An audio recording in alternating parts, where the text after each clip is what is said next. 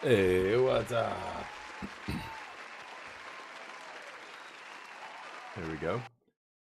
Hold on, I want this as close as I can get. Oh, there we go. Perfect. How's everybody doing? We are going to be playing some Expedition 33, I think, a little bit today, and then watching the Pro Tour, which starts in about 2 hours, just over 2 hours. So, I'll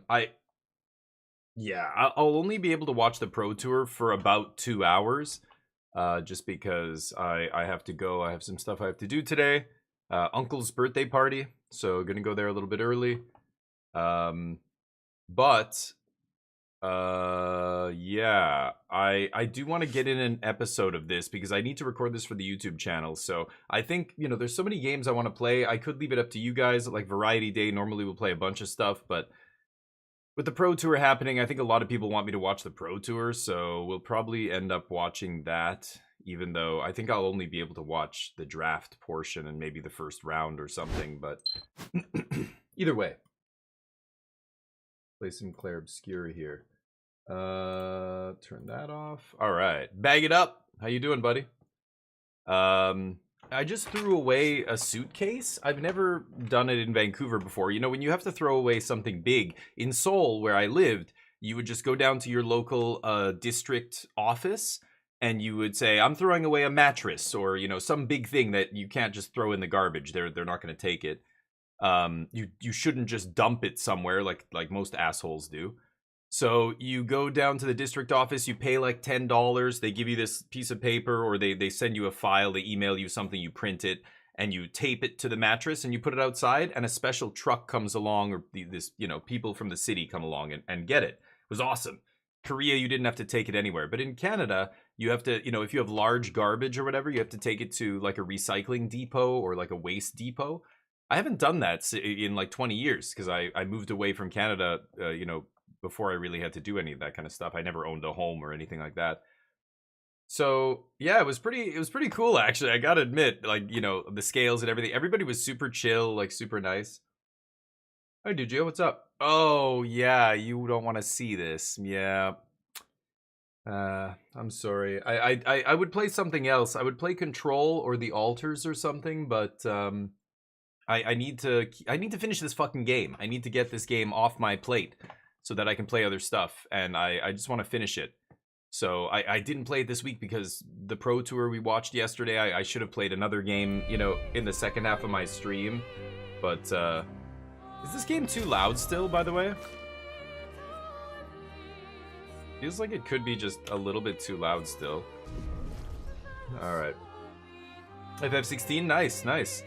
Yeah, that game's huge, so you're gonna be playing that for a while, I imagine, right? Are you liking it? I love the combat. FF16 has the same combat as the FF7 remake, right? Like, when I played that FF7 remake, one of my favorite things about it was the the combat system. It was so original. I couldn't believe it. I was like, I don't think this is like any other game I've seen. Kind of like this one. It's kind of interesting. And I think it's the reason a lot of people like this game, because the combat feels, you know, very unique. Like, I mean, you can see it's got, it's got inspiration from other stuff, but it's, you know, there's nothing that puts it all together in kind of the same way. What is that? What is that thing? Oh, that thing's flying. That's floating above, right? So I wanted to go down here and come up the other side. Oh, so let's do the intro for the YouTube channel here. Hold up. Welcome, everybody. Here we are for the next episode of Clair Obscur. So last time we left off on this little island, we took this fight. And I want to go all the way back down here and up this side, I think. So let's do that now. I think there is something above me. Yeah, I can't get up there though. There's definitely some island or something up there, but I can't get to it. I don't know how you're supposed to get to that. Maybe you can fly at some point. I don't know what's on that island. Have I been here?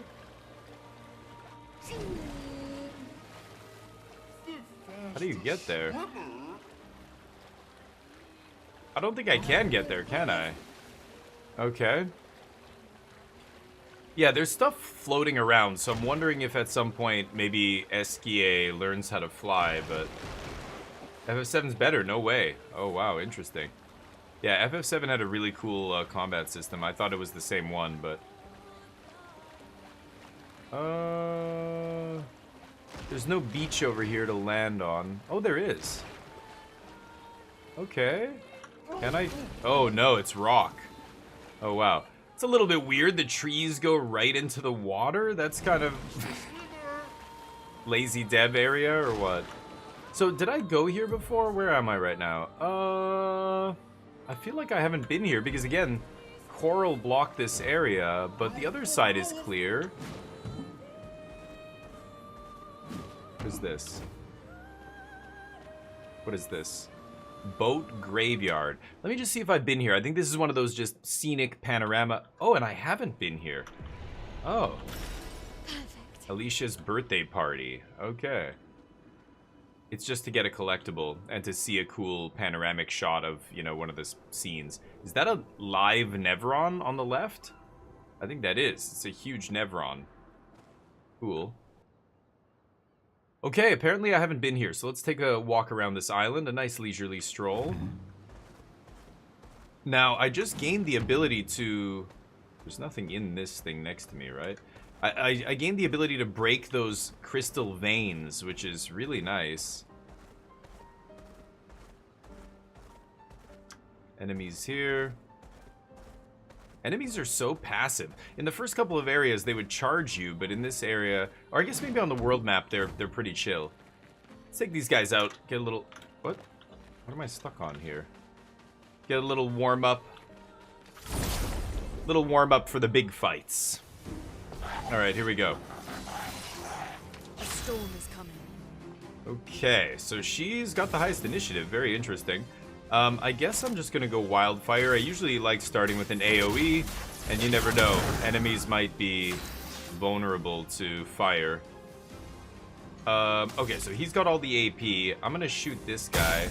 Shoot the lantern out of his hand, and then try and hit him in the weak spot. Okay, that marks him. So now we do a ground attack. Let's hit this guy. Ready to strike. And then one more attack. So I've got 7 AP. I can probably hit this guy in the middle. Oh, I broke his thing and... Oh, okay.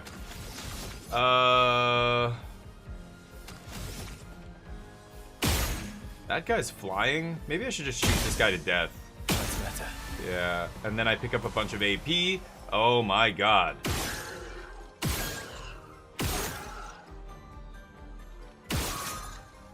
And now... my other thing is gonna do so much damage. Oh, it's cost 5? Follow-up? Because I've taken like a million shots this turn. Follow-up would be insane. I thought it cost 4. Oh, I shouldn't have shot that last shot. Whatever. Let's light holder this guy. That puts us all the way up to A rank, S rank. Hell yeah. Lovely feet. This guy's got balanced. Yeah, I can't do much with balanced here, so let's just kill this guy. I think stalact punches should do it. There we go. Monoko. Whoa. 2 level 11s? That's pretty nice. Okay. Hey, Big Bad Dirty Dog, what's up? Hey, no problem. Thank you for... Hey, you pop in here and say hi. That's good enough. I will continue raiding anybody who wants to come back in here and actually, you know, partake in my content. I will happily raid you back, so thank you. Commander Cole! Commander Colish, you're a goddamn legend. Welcome to the squadron, buddy. Appreciate you. How was your stream? The rest of your stream, Big Bad? I don't know what you were playing. I was trying to figure out. I couldn't stay long, so I glanced at it and I was like, I used to play a lot of those like Gardic games, Gardic Phone, and all that stuff. And I was wondering, it looked like that kind of game. But anyway, here we are on the world map. You can't jump or vault on the world map, so I won't be able to like climb anything. But man, I feel like there's like stepping stones just above the camera here that I can't pan up and look at. But oh, I'm hearing something. Oh, treasure. An advantage. Color of Lumina, sure. Let's turn into Esquier and get the hell out of here. Esquier is our primary mode of transportation. What is Esquier, you might be wondering? I have no fucking clue. Nobody does. So play Clair Obscure if you want to learn what an Esquier is or who he is. Yeah, I've been through there already. I'm gonna go all the way out here. Oh, is that a Nevron? Holy shit. Oh! And that's... Oh, that's just a fight? I think I've been here before, right? Yeah, I've certainly explored all that, I think. So, there's a couple things over here. There's this big dude. Should I take this guy on? I've never fought in the water before. Oh man, he's gonna fight me, isn't he? Let's see what happens. Oh no, I can't first strike him because I can't dismount from Esquier, so he's gonna... Sprong? It's Sprong. Okay, we're starting on Caster on his bestial wheel here. So I don't have any abilities that care about Caster. Agile Mask, Heavy Mask, Balanced Mask. So let's just do... I like Stalactite Punches because it does high break damage. I think I'm gonna go with that. Let's Stalactite Punch this dude in the face. So he transforms into this thing. Does a bunch of damage. Oh my god, this guy's got insane HP. Uh-oh. That killed my whole team. Okay. I don't think we're gonna take this fight. I could have tried to dodge that, but the first time an enemy attacks me... Okay, let's actually just send in the reserve team. Let's see what else this guy can do. Oh god, sabotage? Oh. Oh, she survived it. Oh, no, there's another one. Wow. Random attacks. Okay. Okay, I'm not gonna fight this guy. This guy's way out of our league. I like just, you know, popping in and being like, hi, can I... Poof. Okay, peace. Just clobbers me. Alright, I'm out. I got the message. You are higher level than I can handle right now. Got it. I mean, I've never fought that enemy before. If I actually wanted to beat that guy, I could. It would just take me like, you know, 10 or 12 attempts maybe, as I slowly figure out his moves and get used to dodging and parrying his moves and stuff.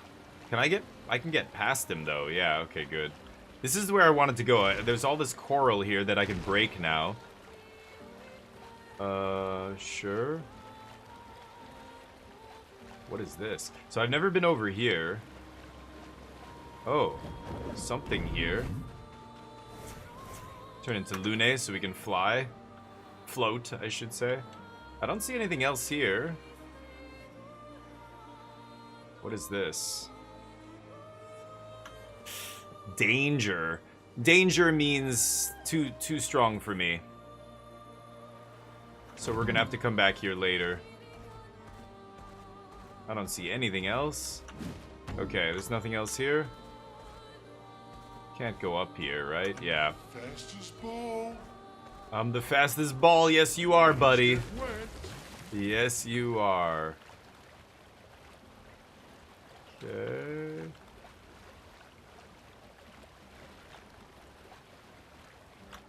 Oh, there's like oxygen or something here? Can't go underwater. Yeah, there's underwater areas that I haven't been to. Did I come up here before? I don't think so. Oh. What is this? It's just a fight with some dorks here. Let's take them out. Alright. Snively, how you doing? 2 hours. Exactly 2 hours from now. So I'm gonna play this for a little bit and then we'll switch it up to play to watch the Pro Tour. I won't be able to watch the whole thing. Oh, that guy's little... I've never seen that enemy before. Very cool. Okay, so let's look at her skills here. Normally, she's got a bunch of skills. For those of you not familiar with the game, at the top right is the casting cost, just like a magic card. That's the cost of your abilities. At the bottom right, you can see the blue bar with segmented pieces. That's your AP or your action points. That blue number is how many action points. So she's got 6 action points here. So I'm going to switch and go up to her more expensive skills. Wildfire is pretty good. Risky, medium fire damage to all enemies. I don't know why it's called risky. I think it's just got a big range of damage. It could be low, it could be high. That's the risk. But either way, let's wildfire all these dudes. See if we can get perfect there. 2 of them are weak to fire. And this guy's got a crazy bunch of abilities. 6 AP, but instead of starting with a ability, I'm going to start by shooting. Hit that guy in the vulnerable spot. He's basically dead. I could just base attack him to death. So my purple sword here, when I base attack, I get an extra turn. Imagine in Magic if you could attack and time walk with a creature. I go up to 9 AP. Probably should have done some more shooting first, but let's go perfect break. See if we can kill this guy in one shot. Because now I have so much AP. Oh, huge damage. And this guy, I'll go Cultist Slashes. Actually, I'm on Heavy right now. So because I'm on the Heavy card on the wheel, I should actually be doing Stalact Punches. As you see on the ability there at the bottom, Heavy Mask, increased damage. I'm just gonna kill this guy. 9,900? Wow, on the first shot. So all the other swings don't do anything, but... Oh. No, parry, no, parry, parry, no. I missed all 3 parries there. Brutal. So she's only got 3 AP now. That's enough for Elemental Trick. Elements converge. Hit some with a bunch of elements, gives me a bunch of stains. He's on defensive, oh no, Caster card, which I have no abilities with Caster. Let's do the combo. Oh, too many. He turns into different enemies, Monoko, and he does different enemies' attacks. I'm actually gonna change that. I'm gonna give him one of these abilities. I'm gonna try and switch it up. So we've got, you can see the card here that it uses: Agile Mask, Heavy Mask. There's some that use Caster Mask, and there's some that use this Balanced Mask. So what do we have here? Energy gives 1 to 3 AP to all allies. Is kind of sweet. Maybe I should take something like that. He's got this to break through shields. This is Heavy Mask. The bonk is just cheap, which is why I was using it. Single target physical damage. You know what? I'm going to change this bonk out for Potier Energy. So I have Agile Mask, Balanced, Heavy, Agile, Heavy, Caster. So I have only 1 Caster, 1 Balanced. I don't need the fire damage from this. Physical, ooh. That's a different Heavy? That costs 5, Stalact. I'm going to try this, Jar Lamp Storm instead of Stalact Punches. Let's try that ability out here. Hey Nano, what's up? Remember your uncle's party? That's right, Snively. Just wanted to make sure I had time. Yeah, no problem. Yeah, 2 hours. So it's early where I am on the Pacific. I'm in the same time zone as Wizards of the Coast, so they always list their events and stuff in Pacific time. So it's 9 a.m. here. It's still 2 hours, but for you, it's probably like 11 or noon already, right? If you're on the East Coast, or further east than I am, anyway. Could switch up our dudes here. Maybe I'll put Mael back in. Let's ditch Lune. We'll put Mael back in. And I'm going to keep her abilities the same. Did I get new? I got something new, not for her. Oh, it was Lune got a new one, yeah. Lighterrim leveled up, okay. Your weapons get XP even if you're not using them, so you can switch to different weapons, they'd have different abilities, etc, etc. Using Poiterim right now, 561.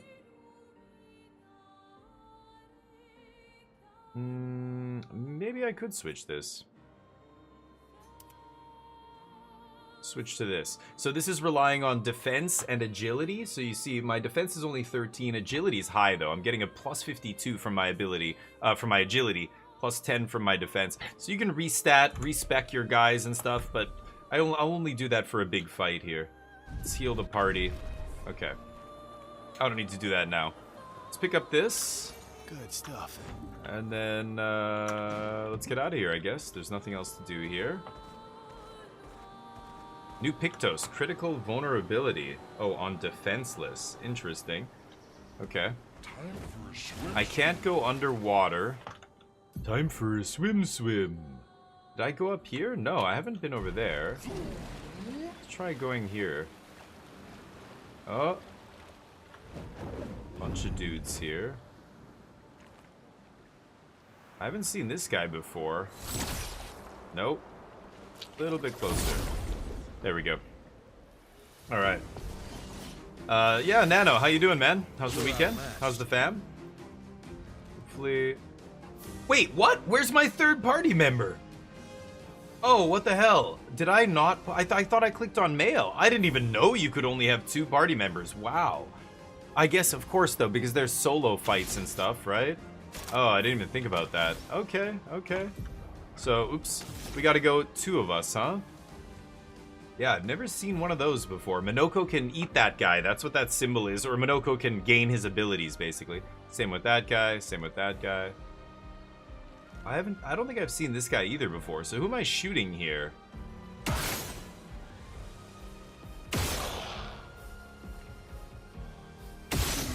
None of them are weak to that. Okay. So now I'm going to do base attack. Just hit this guy. Resistant. Oh, he's actually resistant to lightning. Okay, now let's do a skill. I've got follow-up. It costs 5. So why don't I shoot one more at that guy? And then I'm going to follow up. This is going to do crazy damage because I took so many shots already. Bam. 43 hundo. Okay, caster. So the caster one is, yeah, give AP to everybody, but they don't need AP. I could do this Jar Lamp Storm. Medium physical damage to all enemies, 4 hits. Go for that. I haven't done this one yet. Oh, nice. Oh, sweet. Killed the middle guy. 2 fire orbs.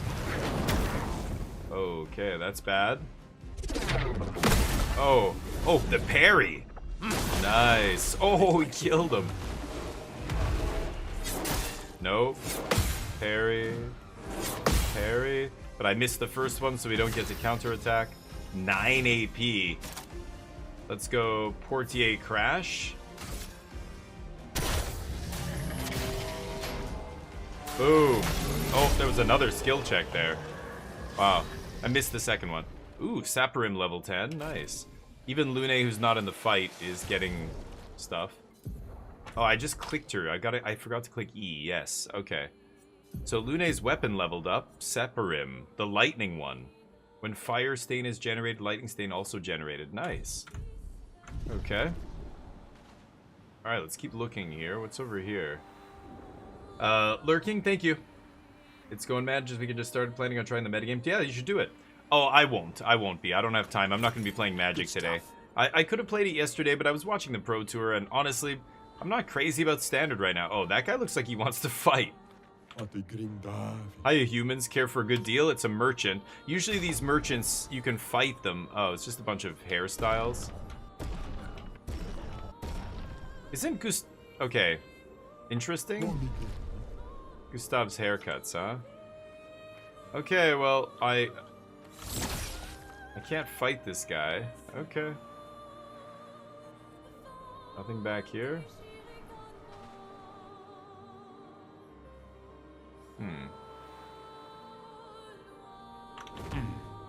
Okay. I don't see anything.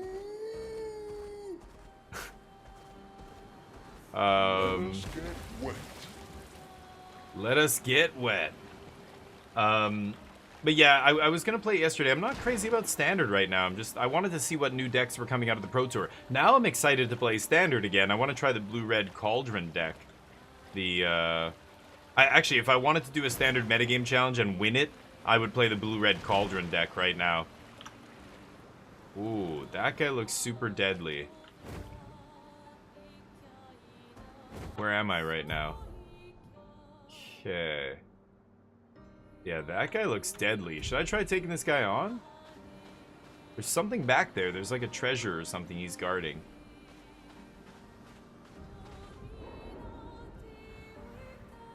I'm floating. Can't even hear me. Perfect.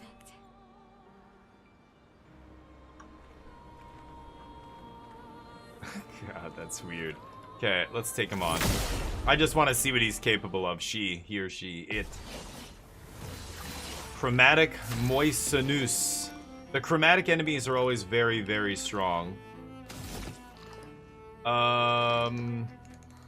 He has no shields. Let's go Cultist. Oh, weak to dark energy. Oh, wow. Or darkness. Long combo. Oh, he died on the first shot. Okay. Wow. Was that another attack at the end there? That was so many attacks. Okay. I think we have to just revive this idiot. Oh well. Oh, come on. No. Ah! I keep dodging too soon. I don't know when he's gonna strike. No. Oh yeah, this guy's way too good. I'm not going to, it's gonna take a while to learn all this shit. I won't be able to survive this guy's attacks. Thank you, my dear. No. Oh, it's just like that stupid build-up is so annoying in this game. No. Okay. I'm not gonna beat this guy. I'm gonna have to memorize all of his attacks. It looks like he's only got 2 combos, so could probably do this, but sure. Hey, Ishiro, what's up, buddy? Tarum, how you doing? I'm doing well. Hold on. Nope, too soon. Oh my god. Plans for today's stream, short one. Go. Okay. There we go. No, one more. The one more, the one after. God damn it. My uncle's birthday today, so I'm gonna do a short stream. We're not gonna do a long one. I'm gonna play Clair Obscur for a couple of hours. Then we're gonna be watching some of the Magic Pro Tour, and then I will be stopping. That's the plan. I could keep trying to fight this guy. You know, the attacks are pretty straightforward, but maybe I'm gonna switch out Mael for Lune and dark damage. I could even switch my weapons here. I think he has one that does dark damage, right? No. Okay, then he can keep that one. She has one that does dark damage, right? Lightning, fire, ice, lightning. No. I know she has all dark damage. But, I think I want Lune so she can heal, and I know Minoko has dark damage. What's the... Yeah, his basic weapon does dark. And then I've got Cultist Slashes and Chevalier Piercing. Ooh.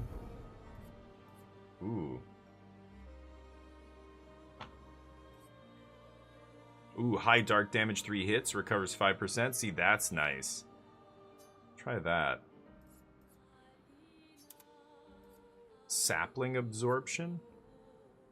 Interesting.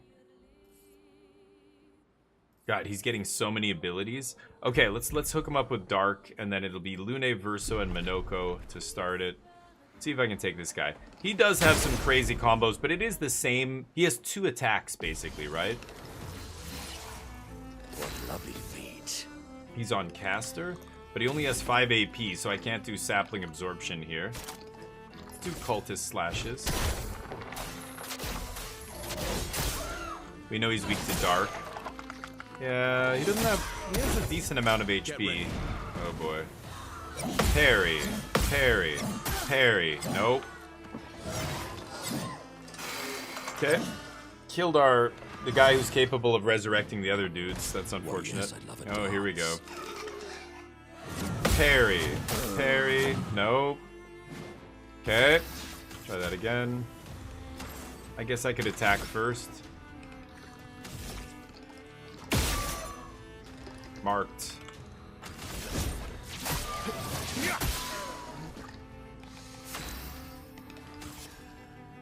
I gotta revive these idiots.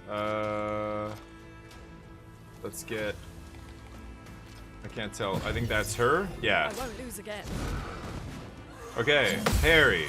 Parry. Parry. Parry. Parry. Parry. Yes! Okay. That's what I'm talking about. Okay, now she can res the other guy, rebirth on him. Okay, we don't have to use a elixir. Parry, parry, parry. No! That was so close.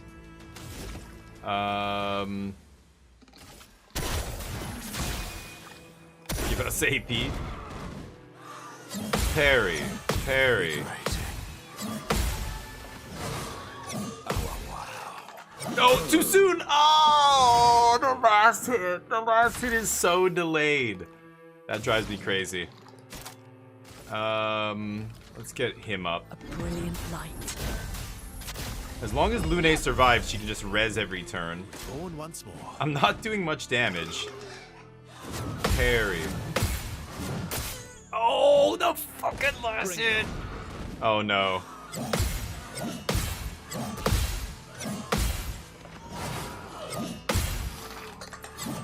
Oh! Okay.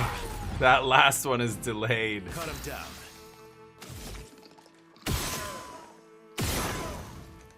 Burn him.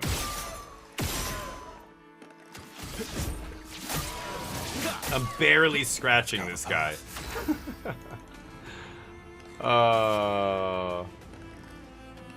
I've got to revive one of them. You can do. I can't use all my AP. Oh, he's weak to fire. Nope, too soon. Oh no. Season, what's up? Wait, I was drinking coffee. That's not fair. I thought it was my turn next. Cheater. You're cheating.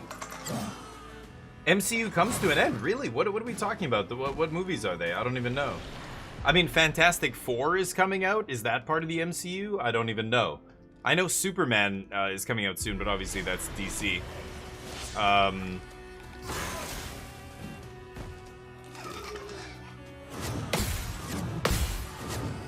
Okay. Get lost. Here we go.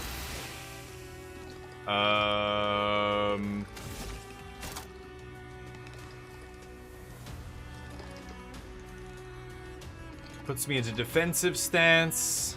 Fire damage to all enemies. I know he's weak to fire. Is he? Oh, he's not burning. Okay, let's fire him here. Through the flames. Put defenseless on him. Oh boy. Parry, parry, parry, parry, and parry, and one more parry. Yes. Okay. Okay. Oh god. Oh, too soon. I did it too soon. They're slightly different speeds, both those combos. I can't risk. Oh, god damn it. I can't risk losing the party here. Okay, she's got a gradient attack, high physical damage. Let's go. You can't escape. Bam. That's high physical damage? That's Blade pathetic. sharp. Oh, I can't beat this guy. Let's go Fleuret Fury. This and precision. Broke him. Holy crap. He's stunned. Misses his turn. He's stunned. Nice.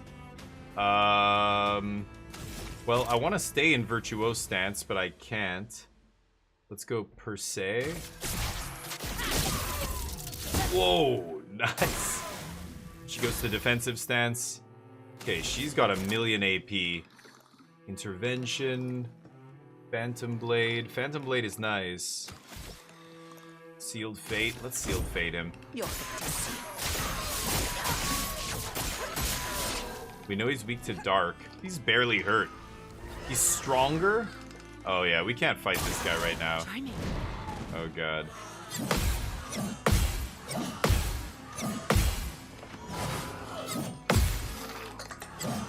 Oh, nice. Okay, his break bar is almost full again. It's crazy. He's burning, so let's go Swift Stride. Go to Virtuose stance. Oh boy. There we go. She's got 9 AP again. Oh, no way. Fuck. Oh, even one of those blows lands and I die, so I don't think I can take this fight, actually.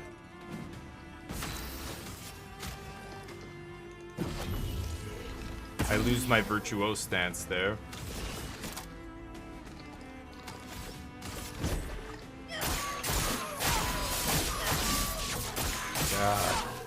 God. Sorry, I'll catch up in a second here. Let me just finish this fight. Please survive. That's what I say every fight. Look at his health. I barely scratched this guy. And he's got these crazy 5-hit combos.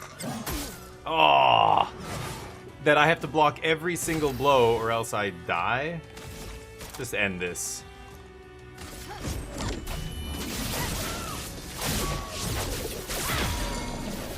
Broke him. Okay. He is breaking easily, but wow, and he takes a lot of damage from burn. I could probably kill this guy if I just stack the burn on him, but stronger. Like, he doesn't need to be stronger. He's killing me in one shot, so the stronger doesn't really mean anything. Weak to fire.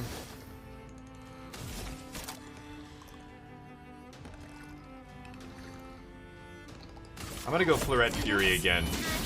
Precision. Got that breakup. Phantom Blade. Lady Luck's not today. Broke him. Okay. Somehow we're still fighting this guy.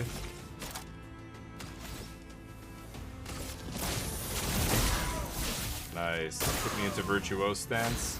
Okay, he's no longer stunned. I want to get Foretell on him, but maybe I will. Put the Foretell on him, so now he's got 10 Foretell. He keeps getting stronger and stronger, but it doesn't matter.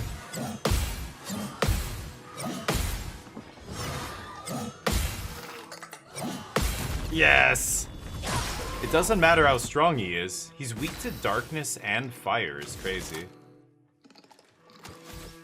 Shit, I only have 4 AP. I'm in Virtuose stance.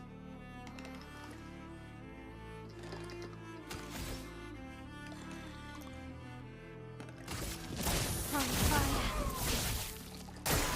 I'm waiting. Okay. There we go. 9 AP on her. Come on, she's taking 2 turns before the other girl gets even 1 turn here. Okay, we've got gradient attacks here. Let's do another gradient attack. You can't that damage so low? That damage is so low. Florette Fury. Precision. Broken. Okay, burning. Now he's got 10 foretell, so her attacks are going to be a lot more powerful. Phantom Blade consumes all the foretell. Let's go Sealed Fate. Oh, look at how much damage. 53,000 damage on that attack. What? Okay, we might actually beat this? You gotta be kidding me. Mezzo Forte, let's reapply the current stance and give 2 to 4 AP, keeping the Virtuose stance here. Nice. Okay, he gets stronger, but... Try me. Oh boy.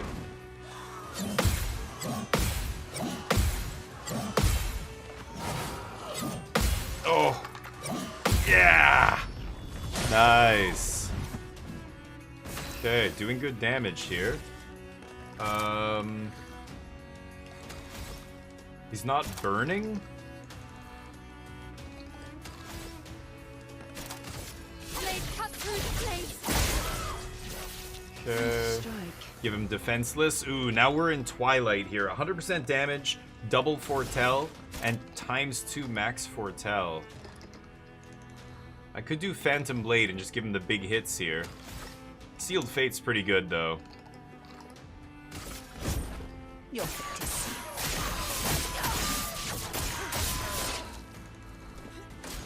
Yeah, not amazing. Yes. Okay. Shit.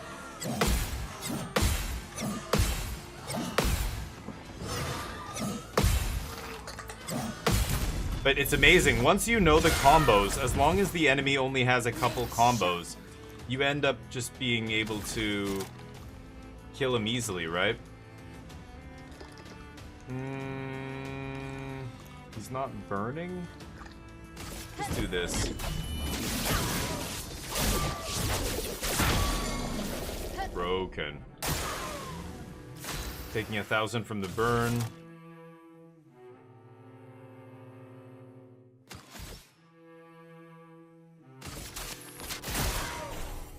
Give him the foretell. Oh, I should have done gradient attack with the other girl. God damn it. You can't escape. Okay. So he's burning 4 now. So we're in Virtuose stance. Beautiful. So we can Florette Fury and stay in Virtuose stance. Nice. 12k. Okay, taking 4,000 from the burn. Okay, burn.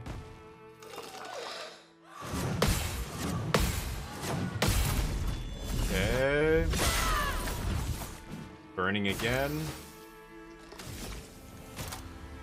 Finesse and precision.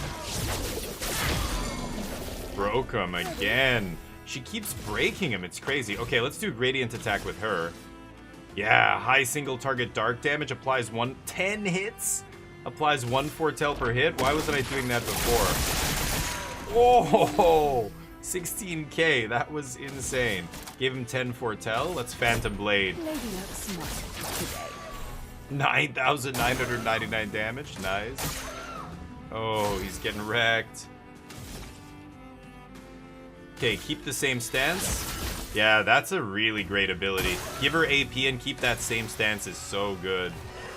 This guy getting stronger. We're slowly winning this fight.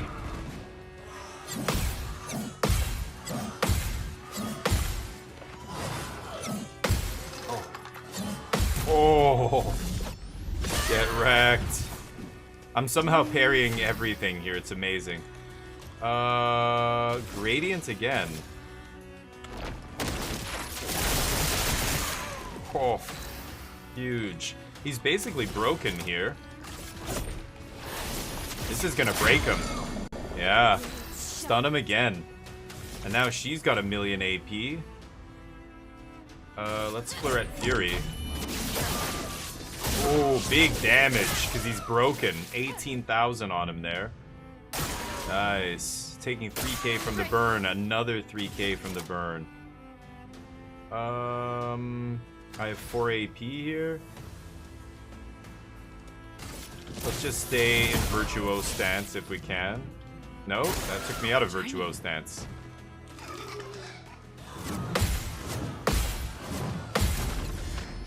Okay. Ooh, not amazing, but look at that break bar. His break bar goes through the roof almost immediately. It's crazy. He has no foretell on him, so let's use the gradient attack first. Put all that foretell.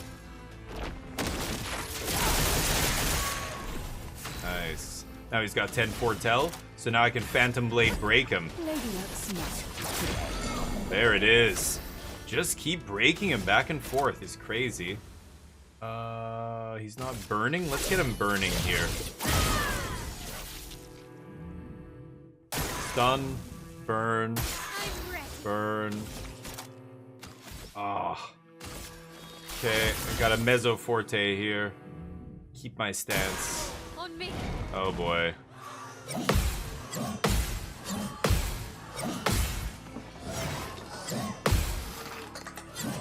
Yes. Okay. No gradient attacks here. Sealed Fate? Your fate is sealed. Not great. 800 damage. Okay. I'm waiting. Oh, I missed it. I missed the berry. Oh, I have no more revive tints? Oh no. Oh, that's bad.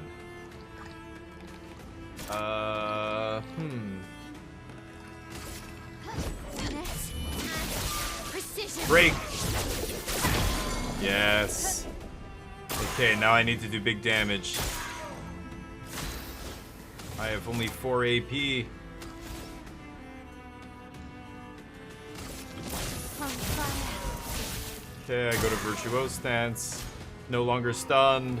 Oh god, it's all down to you, Mael. Mael. Oh god, long combo. Oh! No! I was actually doing it there. I could beat this fight if I want, I think now. But should I do it? Jub, what's up? Lunch is done. Nice. So let me catch up. Sorry guys, I had to focus totally on that that battle. If I took my eyes off and I actually died because I looked away, but I stopped buying games on release. Yeah, season, totally. What's FF? You mean Final Fantasy IV, Doomsday, and Secret War is the other one. Okay, those are the last two. That's good. It should come to an end. Like, nothing can keep going forever. I'm kind of glad they're wrapping it up, to be honest, but, yeah. Yeah, it seems like he breaks easily, this boss, but then you can only do real damage to him once he's broken. You're right. So, I don't know. I guess I could try beating him again. Let's heal the party here. Minoko, I can probably take... what's it called? Portier Crash. Oh no, that's 8. There's another smallest. Stillact Punches. This deals high break damage. Just gonna put that in there. Can break. Sure, let's put this in here. Just take a bunch of stuff that breaks, right? He's already got good ones. The Radiant Radiant Slash can break. I didn't even know that. Crustal Crush. High break damage. He's weak to fire.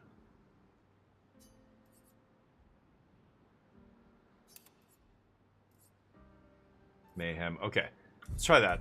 I think I could beat this guy now that I've kind of got the hang of his attacks. I think that's always the key to every single fight in this game. It's just a matter of memorizing the way the enemies attack. They only have a certain number of attacks, and once they, you know, once you kind of learn exactly how to time them, then it's easy.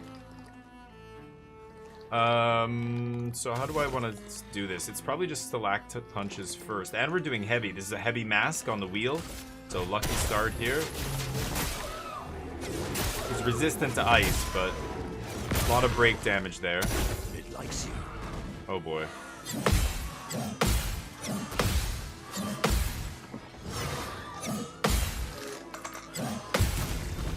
Okay. Watch out, Minoko.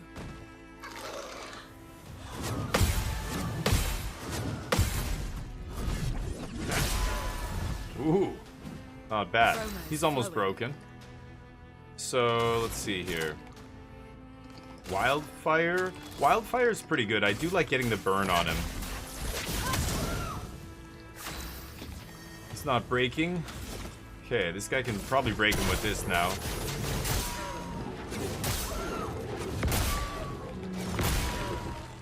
No? Really?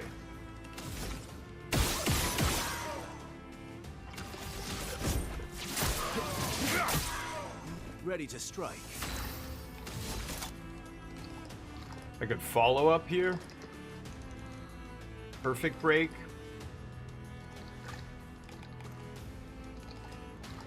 Yeah, let's just perfect break him. Break.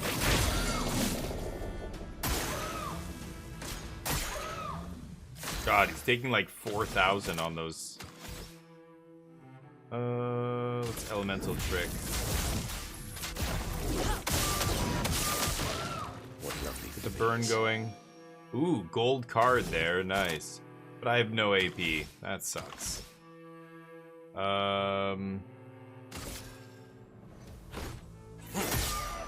Whoa, 7,900 basic attack. Nice crit. Let's hit him with a basic attack first. Oh, is he not broken anymore? Damn it.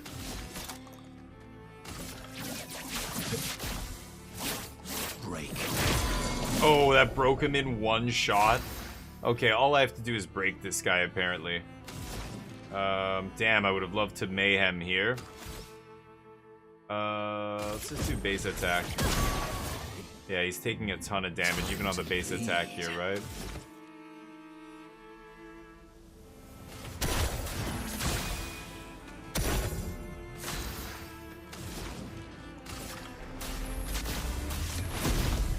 Break. Nope. You're outmatched.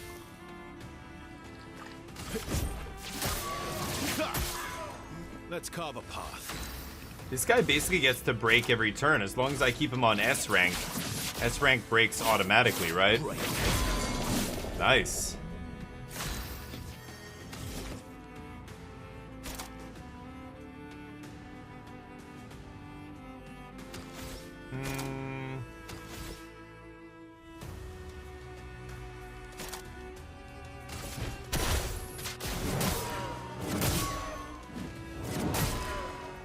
That's a weak one. Sure. Crustal Crush. Let's rock slide him. Ready to strike.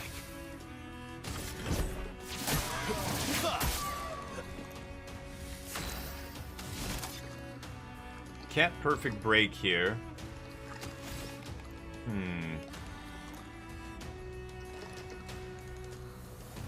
Radiance away. Nope. Okay, he's stronger. He's gonna get a round of attacks here now.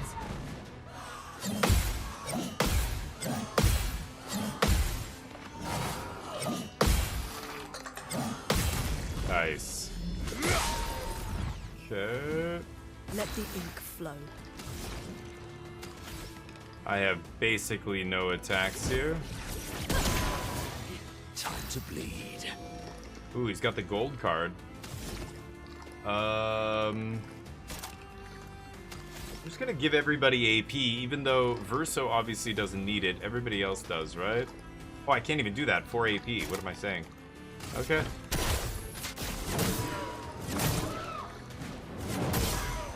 Not amazing.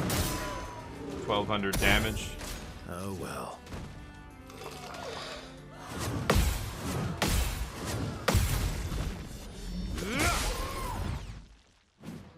Maximum damage.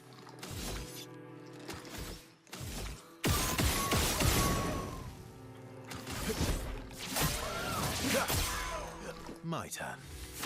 My turn? How many turns you're allowed to have like 8 turns, buddy. Break. Stop acting like you're... Finally, it's my turn. Mayhem. Just go elemental trick. Not the strongest attack, but he's got 1 AP. Okay.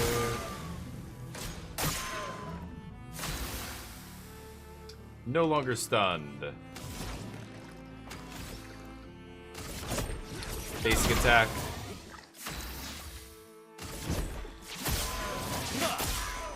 Get his AP up.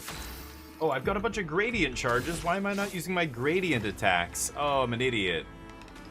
Let's give him the striker. Ooh, the break. Yes. Nice.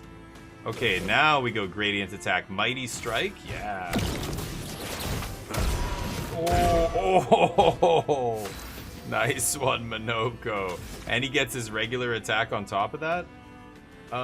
Could give everybody AP here.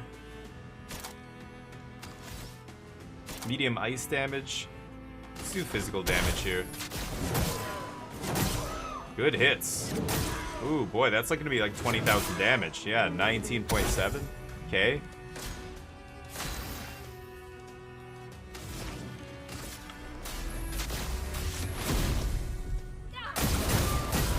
Ooh, there's 23k. Nice.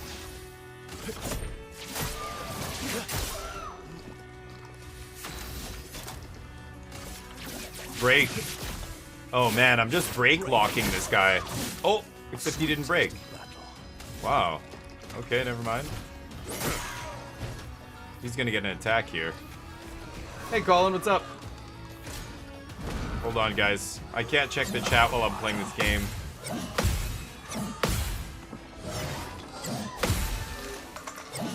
Colin, look at me parrying, buddy. Are you seeing these parries, bro? I know you don't like this game, but yeah, let's just do basic attack here. Watch out. Okay, I can parry this. Parry. There it is. Okay, he's almost broken. I think Minoko can break him right here. Stalact punches. Ooh, Portier crash. That's like all of my AP though. Just do this. This will break him. You'll never play this game, I know. It's okay. It's still a good game. He's not broken. Why is he not breaking? Oh. I'm fighting this guy who, if he hits me, I die. If he lands even one of those blows, I die. But rebirth. Okay, there we go. I get it, Colin. You're British. It's a French dev. We can't have that. I understand. Okay, let's see here. I could do gradient attack. What? Oh, I need 2 gradient points to do that. Oh. What does the first one do? Medium physical? Okay. Let's do base attack, get an extra turn. Now he's on D rank. Let's perfect break, but yeah, I want to get up to S rank here. That'll break him.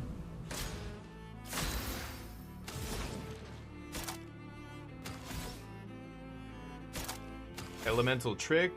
Does low damage. Let's do wildfire. Anyway, hope the weekend... Jesus, Colin. Okay, I get it. You've got some history there with them, but let's not resort to that. Poitiers enemy. I want to hit him as hard as I can. High dark damage, 3 hits. Let's go for this. Whoa, nice. That actually did some good work. Burns. Ooh, there we go. Did you play a little more of Firebreak? I heard they put out another patch that was... Jub was talking about a patch, or somebody was talking about a patch recently. I can't do the perfect break here, so let's do basic attack first. That gets us to 7, 8 AP here. Now I can perfect break. Break this idiot. Nice. Yeah, this guy's going down. Chroma's flowing. The chroma's flowing. Just do a basic attack. Basic attack. Okay, this guy's got 2 gradient charges now. Still stunned.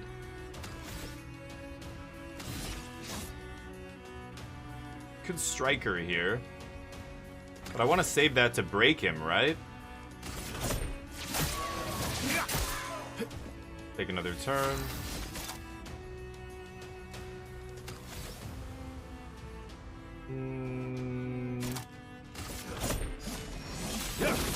Light holder.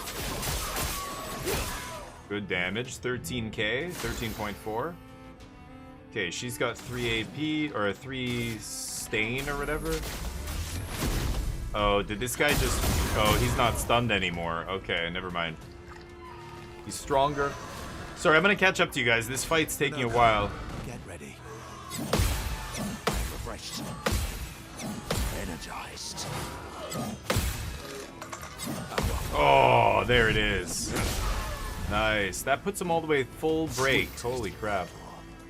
So we're on balanced here, but... yeah, let's give him this.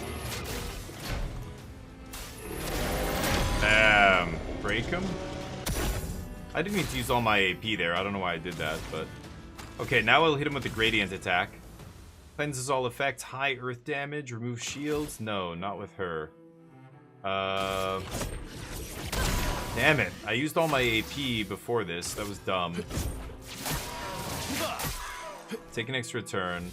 Now, gradient attack. High physical damage? Yeah, let's do it. Witness Oh, there it is. to bleed. Okay, I've only got 2 AP. A storm is coming. Okay, he's no longer stunned.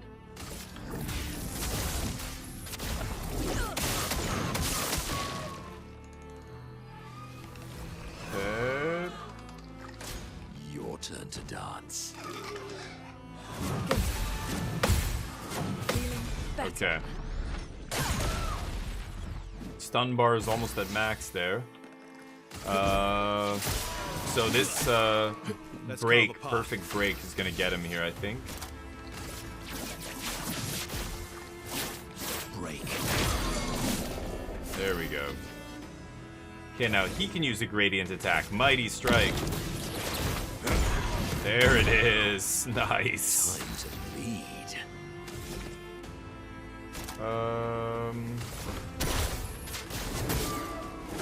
Bam. Ooh, that is a lot of damage too. Look at that. 17.5k. Nice. She's got 4. Oh, Wildfire. Okay, put the burn on him. Stun. There it is. Whew. Moisten, level 17? Level 17 weapon for Sael? What? Wow. A new weapon. Level 17. That's way higher than anything. I have level 10 weapons. Now I have a level 17. Does 1,000 damage? I think I was not supposed to get that weapon this early, but I'm gonna equip that. Her agility is 0. I might respec her. Let's do this. I gotta put her in here. I got new Pictos too. Good chance on defenseless enemies.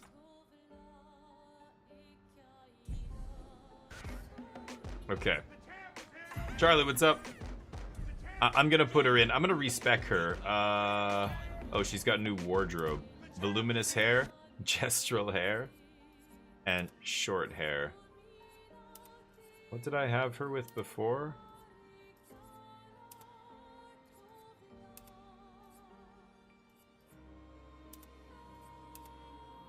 Let's give her a ponytail. Okay. We can heal the party here. I'm gonna cut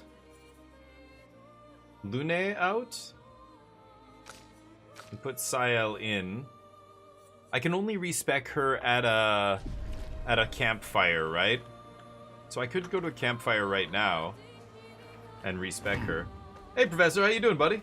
Yeah, this game is great. Yeah, this game is awesome. It looks crispy. I am doing well, dude. Hopefully you're well also. Hopefully the weekend kicking ass. Oh, that's a new spot I haven't been to. What is this? Don't see anything here. Just the portal. The crows. Danger. Okay, if it says danger, I'm not going to take those fights. All right, let's move up the coast here. I haven't been in this area. That's too high level for me. But Charlie, hope you're well. The heat index is 100. Jeez. Yeah, that's like 40 degrees Fahrenheit. Or 40 degrees Celsius, I mean. 40 something. 42. That's hot as shit. Okay, I don't see anything over here. You guys are enemies. I'm gonna fight you. What? Hello? There we go. Ran 4 miles. Nice. Good for you. Oh, dude, I mean, yeah, it's got to be hot, but good for you for still getting out and exercising. Do it early. Yeah, do it before the sun is directly overhead, and you're in fine shape still. The hammering is physical target damage. That flying thing on the left is not going to take damage from physical attacks. I'm going to have to shoot it. Let's do Rosh hammering here. Let's hit this guy.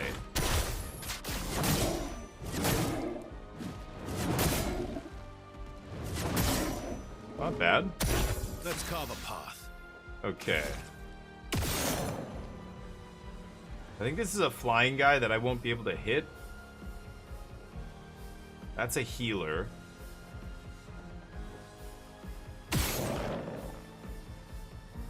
Okay, use 2 shots, and then I'm gonna basic attack this guy. My turn. Okay. And then he gets his full 7 AP still, which is insane. That's light holder. I can finish this guy off. Your existence ends now. Oops, I missed the last one. 5 AP on her. Let's just do Sealed Fate. This guy. Oh. Oh my god, that almost killed him. 9,000 damage. Gave his allies shell. Sure. Bit like you. Oh! Parry. Oh. Last one got parried. Oh. That guy killed Minoko in 1 shot.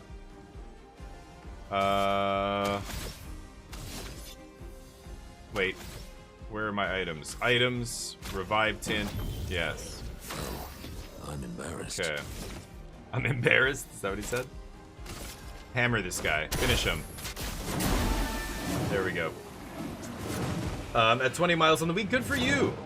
Running and rucking. Oh, rucking. What is rucking running with like a sack, like a big heavy thing, like a backpack basically on your back? It's a military thing, right? Isn't it? Something like that?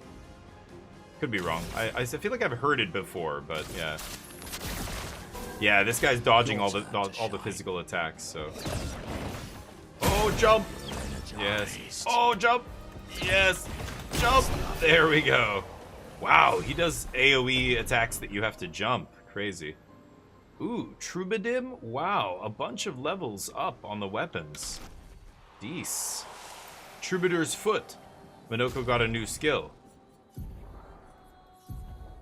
Troubadour Trumpet applies a random buff to 1 to 3 allies, or 2 random buffs. It's kind of interesting. Who got new weapons? She got a new weapon? Battlum. No element, defense, and luck. Double gradient generation while in defensive stance. If stanceless base attack switches. Ooh, that's kind of interesting. Okay. And then who else got one? She got one? Colin. Colin? You got a weapon in this game, buddy. 50% chance to enter light stain, AP on consuming stains. Okay, and she got Ramason. 666. Love to see it. Base attacks give moon charge. It's still nowhere near this insane thing I got for killing that big guy. This thing is level 17, is crazy, crazy powerful. Might be able to get that up to level 20, actually. So what is here? Is anything on this beach? No. Okay. Time for a swim swim. Time for a swim swim. Thank you, SKA. As the swimmer. I don't see treasure here. Oh, but I can break these things now. Yes. What have we here? Ooh, critical break. 100%. Oh, okay. That's actually interesting. Maybe I should give that to somebody.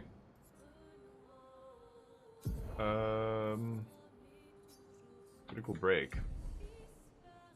What? Critical break here. There we go. Okay, let's heal the party. Actually, no, I'm not gonna heal the party yet. Let's fight. Hey, you. Give me your lunch money. You're military, that's what it means. So rucking means, yeah, like carrying a big heavy rucksack on your back, right? While you're running? I'm assuming that's what that is. So what are we talking about here? Like 50 pounds, 60 pounds on your back? Or like, is it more? I don't know, I'm curious. It's like watching, what is that thing called? The, it's like an obstacle course kind of thing, but they're carrying stuff, and oh, there's a name for it. My buddies used to do it in Korea. It was like every year they would have this big event, and they're going through. You get all muddy and everything, and you're like carrying stuff, and I don't know, rucking and stuff. I don't remember what it was called, but it was some kind of like Iron Man, you know, obstacle course kind of thing. So I'm on heavy mask right now. Let's do Rosh hammering. That guy's a flyer. I won't be able to hit him. Let's see if we can kill her. I don't know if she's a flyer. Let's actually hit this guy. I think the other two might be flyers. Flyers basically dodge every physical attack. You can only hit them with ranged attacks. Okay, she's got the nasty abilities. I should really look at upgrading her abilities here. Phantom Blade. Let's just go Sealed Fate. And I might be able to kill this guy. No, not even close. But still good damage. Okay. There we go.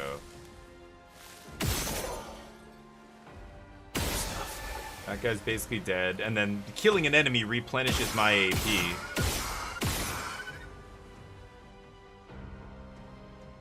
And then I could do base attack this guy, get an extra turn, keep shooting, kill her, refill my AP, and then do a crazy follow-up. Medium light damage increased for each free aim shot this turn. I've taken like 8 free aim shots. Look at how much damage I just did. That's crazy, actually. Oh, she almost killed herself there. Damn. Ooh. This is over, right? Okay. Energizing Pain levels up. Diminir's Foot. Ooh, Minoko picks up a new skill from one of those guys. Diminir Thunder. Lightning damage, increased breaks damage. Ballet Charm. Low light damage applies powerless. Cultist Blood. Dark damage to all enemies 3 hits. Sacrifices 90% health to increase damage. Whoa. That's a crazy one. I'm not gonna use that now, but... Energizing Pain leveled up. He got a new weapon? Bolaro.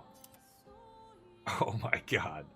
This guy's weapons are crazy. His original one is just a bell on a stick. This one's a frying pan. It's the one I've been using. Does dark damage, 687 power. Bolaro, 668 power. Element is light instead of darkness. Reverse the Bestial Wheel Order. Using an upgraded skill gives 1 AP to all other allies. Ooh. Kind of interesting.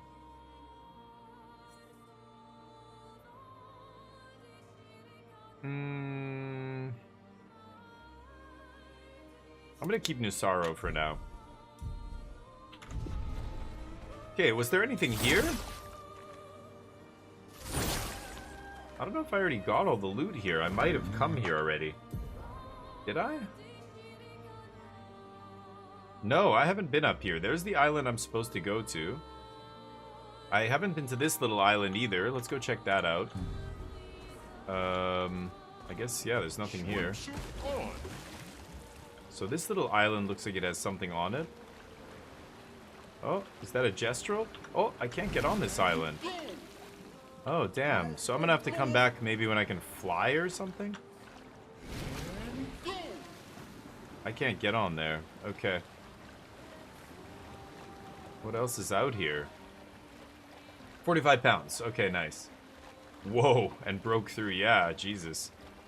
Yeah, that's tough. Yeah, adding 45 pounds. Good job. That's a good workout. Very nice. I like a lot of those. The closest thing to that I do at the gym is like the farmer carry. You know, the farmer carry exercise. I love the farmer carry. Oh, hey, buddy. It's a gestrel. And a log here. Expedition log. 40th expedition. Gigi and Edmund Bag were puff it leading. up. They were on a clean glide to the monolith when they flew into some sort of barrier and just... How do you know, Bag? It's like you know every time.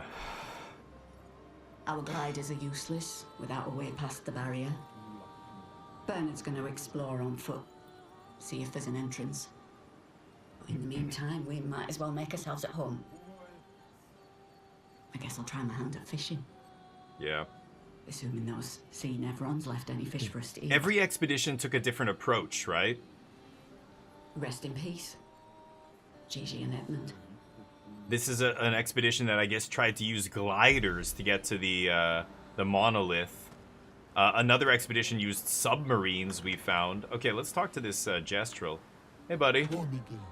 Hey, humans care. I love good deals. I am always down for a good deal. An outfit for Verso. Oh, the white outfit. A haircut for Lune. The double braid. Okay. Cosmetic items. Lune?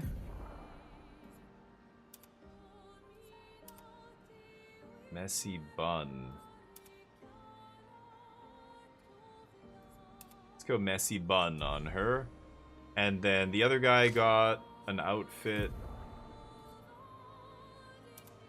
Oh, I can give him Gustav's haircut? That's creepy, right? Let's give him his own haircut here. The white outfit? Sure, we'll rock the white outfit. We're all rocking the white ones. Those are the latest outfits I just picked up here. Okay. Wow.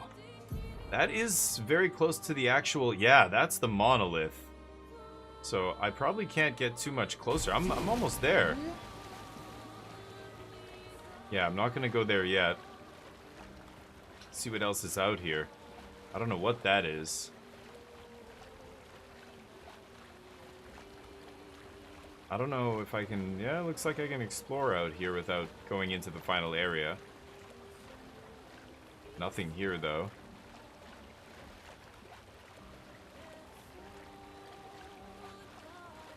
Okay.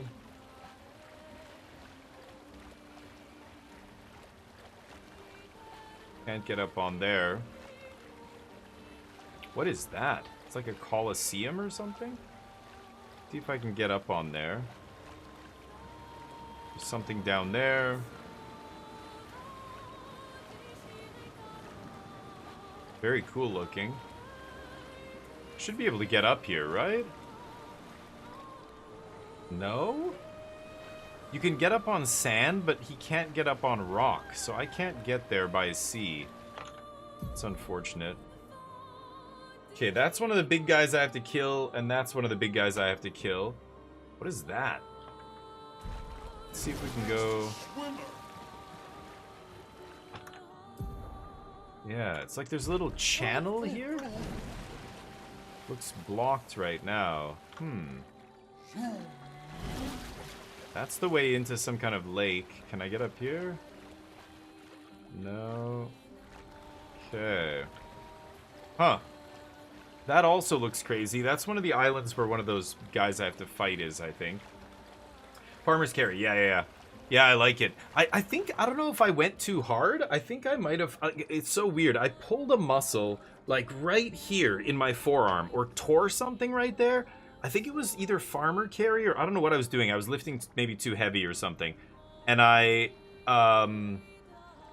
felt a little twinge, and I'm like, whatever. I kept working out, but like I was doing shoulder presses, and I'm like, it's hurting. And then a couple days ago, I was doing lat pull down, like certain exercises, and I just feel my forearm like, ow. I realize I'm not letting it heal, and I keep working out with this tear in my forearm, and it's it's making it worse. In fact, after I did my back workout, I could tell I was oddly more sore on one side than the other, and it was this side because I was, you know, when I'm not using my forearm, I start overcompensating with other muscles, and that's why you compound your injuries by, you know, not letting them heal, because your body starts trying to compensate by not using that muscle, and then you're using muscles that aren't amazing.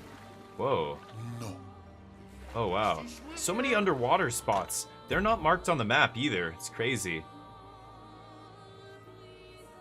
So anyway, there's a bunch of stuff I could go back and do. There's a lot of things that I didn't do yet because they were blocked off. Now I have the ability to do them. But let's go here and let's try and take this guy on. We do have to camp. Oh, what the? Okay, there we go. We do have to camp first. So let's set camp here. But yeah, I love farmer carry, yeah. Kettlebells, yep, yeah. And just for grip strength and stuff like that, like deadlifts, I don't use straps when I do any of that stuff. And I know, you know, people say you could do more with straps, but it's like, yeah, but then you can't do as much without straps. You know what I mean? You are using like training wheels of a sort. I try and not use any of those kind of assists or anything. And even though I can't lift as much, what's the point of like using all these assists and like what have you ever seen those bench press, like, what do they call them? Like a bench press shirt? It's super tight and like constrictor. I don't know what it does. It makes it easier. There's literally 2 records for world record for most bench press, and then world record for most bench press with no assist, no bench shirt or whatever. And I was like, the difference is huge. Do you know what the record is with the shirt? Using this shirt that, like, I don't know what it does. It like tightens your core or something. The record is like 1,000 pounds or something, like higher. It's like a huge difference. It's over 1,000 pounds, the actual world record. The one without the shirt is like 600 pounds or whatever. It's a huge difference. It's like 50% more or something like that. Double, basically, not 50, like 100%. It's crazy.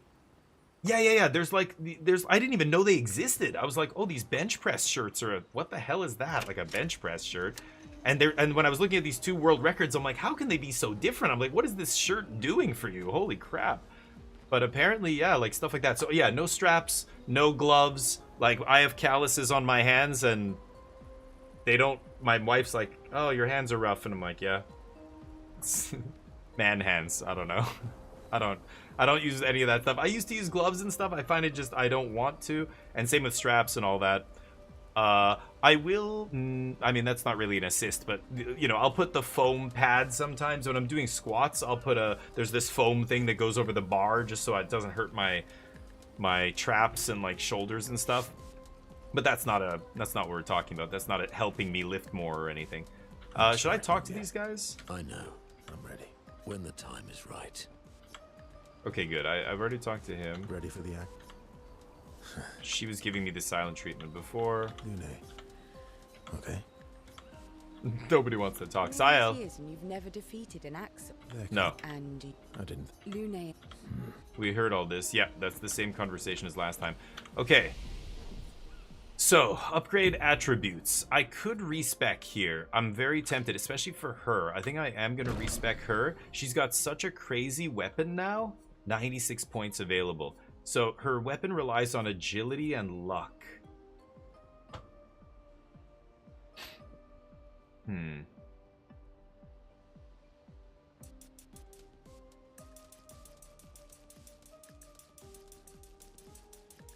Let's put, like...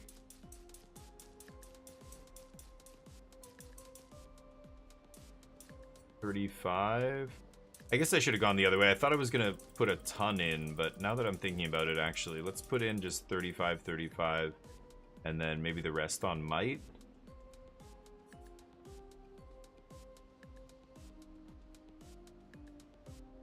She's getting 628 health. She's still got 1,500 health, right? She's fine. Just gonna go max damage here. Her weapon is so bananas. I don't know. Maybe I don't need might.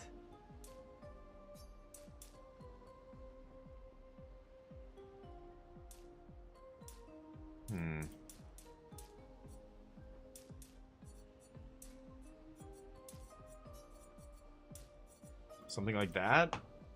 Put a little bit into those other ones, or should I not even bother and just min-max? I don't know. I think I'm going with that.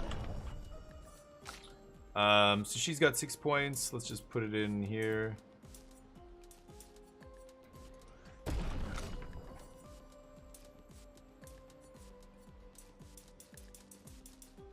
Oop. There we go.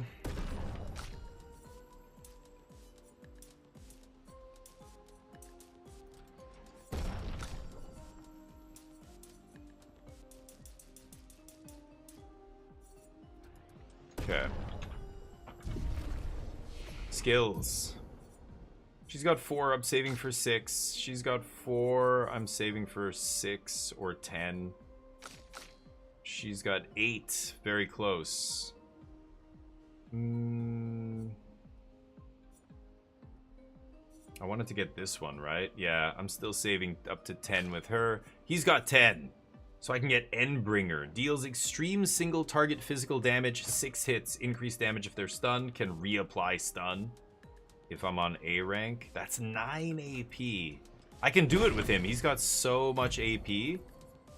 I could switch the Perfect Break. I never use Perfect Recovery. I barely ever use this.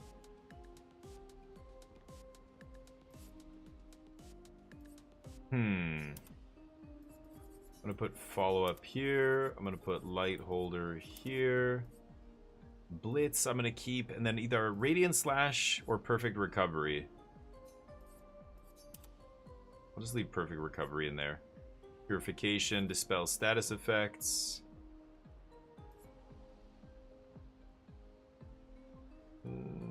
That's interesting. Assault 0.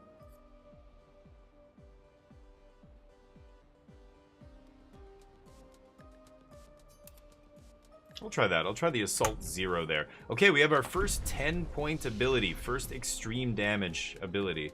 Let's rest. Refill all our potions. Okay. I don't know why, but he looks goofy with that outfit. I don't like him with the white outfit. He looks dumb. Let's get him back to normal.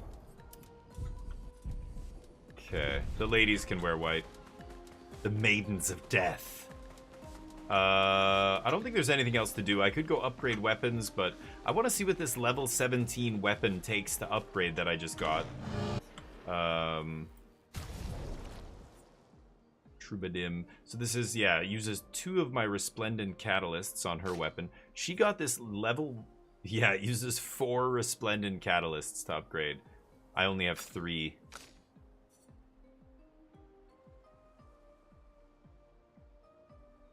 I should upgrade this stupid thing. I'm not gonna upgrade anybody's weapons. Okay. Let's keep jamming. Go to sleep. Here we go. Pro swimsuit, yeah. How you doing, Manu, by the way? Hopefully life is good. Hopefully the weekend's going well. Hopefully you're not too hot. I know my American friends right now in a lot of the United States are sweltering. Right now it's raining in Canada, which is kind of weird. I think it's the... Is today the longest... No. When is the longest day of the year? I can never remember. Is it the beginning? I think it's the end of the summer, right? Visages. Visages. Is it today? That's what I thought. I'm like, is it today? Somebody, I remember like hearing something about the longest, because people were saying it's the longest day of summer and it's cloudy and raining here in Vancouver all day. Kind of pointless, but having an extra sunlight. It is today, right? It's the summer solstice. Okay, I couldn't remember if it was at the beginning or the end of the summer, but I remember reading something about it happening like soon, or yeah, today maybe. But you beat me to it, yes. Today is the day. Infinite sea of them. Ooh. Well, Okay, that color will of help. Lumina. Alright, a sea of faces, huh? Let's go see what there is to find in here. Very cool though. I love the walls made of faces. Is the island singing? This melody. This is creeping me out.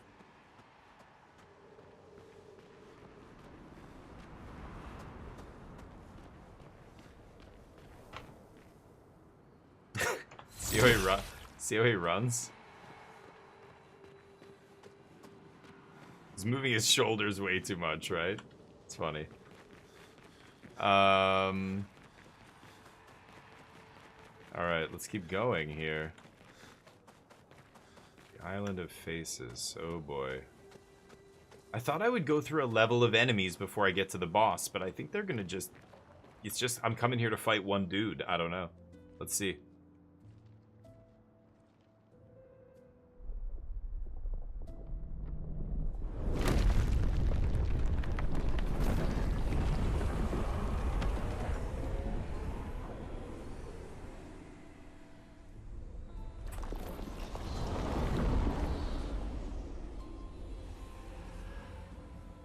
Hello. What's it doing? You look great. Giggity.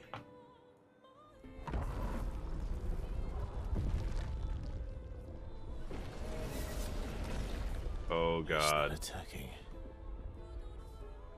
Was that an invitation? So It looked at the seems- flagpole. Feels like a trap.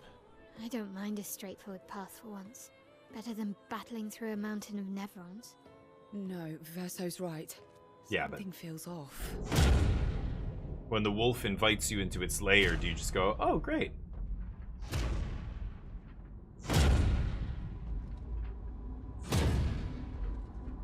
What is this? Carrying a sword? Oh, some other enemies coming now, watch.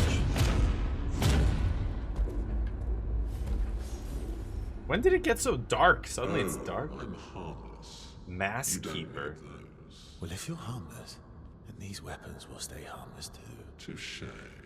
Well, Visage invites you to join him in his Visage? chamber at the end of this path. I assume that's why you're here. Where do the other paths lead? You're free to traverse them. Masks are not just to obscure, they may also illuminate. Look for the masks that you need. Meaning? The invitation stands.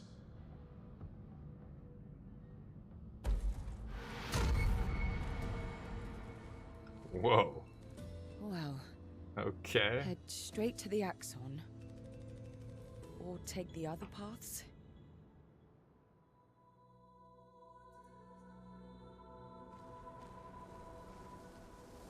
Interesting. So the guy invited us for a meeting. Should we just go straight to him, or should we go down some of these other branching paths? Go back to the continent. Let's rest here. We'll save it. Okay. I'm gonna float around as her. It's always easier, I feel like. There must just be loot and stuff, right? Wow. Well, I can climb down there. Should I go see what's down these things?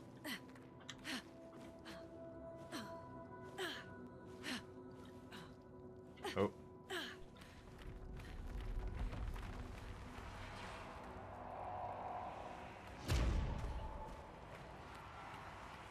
Oh boy. There's some loot. Nice. What do you guys think? It's winter solstice where you are. Oh yeah, I guess so, right? That's interesting, yeah. December 21's the shortest. Okay, it is in June. I couldn't remember if it was early or late summer that the solstice happened. Oh, there's a cutscene.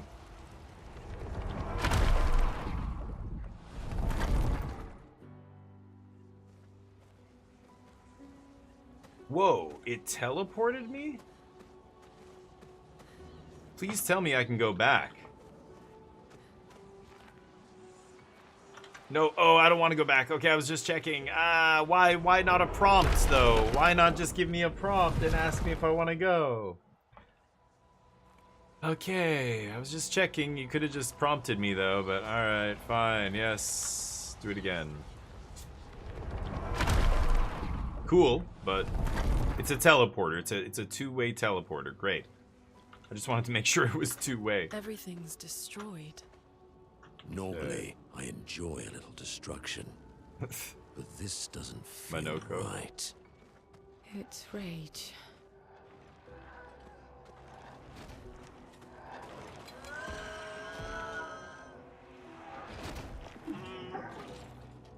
That guy's gonna charge me, right? Oh god! Ah. Okay. Gotta hit him before he hits me here. Ooh, these guys have full armor? Oh, and I got rid of my... I gotta change my abilities back.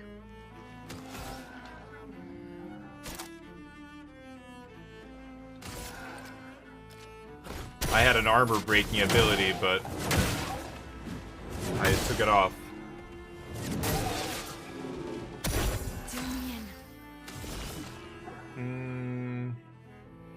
Here's your card. Okay, let's break this other guy's shield.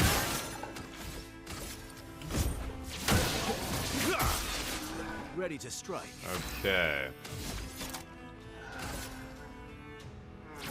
This'll break him. Break.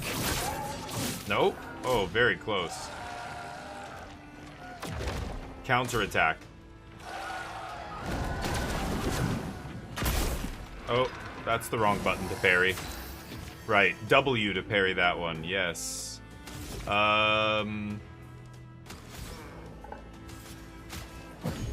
Just res her. Happy, how you doing, buddy? How's life? Sorry, I keep playing and not checking the chat here earlier. We were talking about different stuff. I'm the one with the force, yeah. No custom map markers. It makes me really sad, Bag. Yeah, there are none.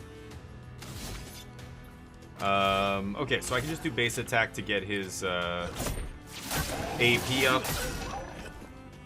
Now he's got 4 AP. Let's go light holder. Let's kill this guy. That did not kill him. Okay. She doesn't have an AoE, which sucks. Crap. Wait a minute. Card Weaver. Yeah, that propagates his foretell to the other enemy, right? Okay, so the other guy got some... Yeah, 5... Oh, and I get to take another turn? Phantom Blade, good night. Oh. Broke him.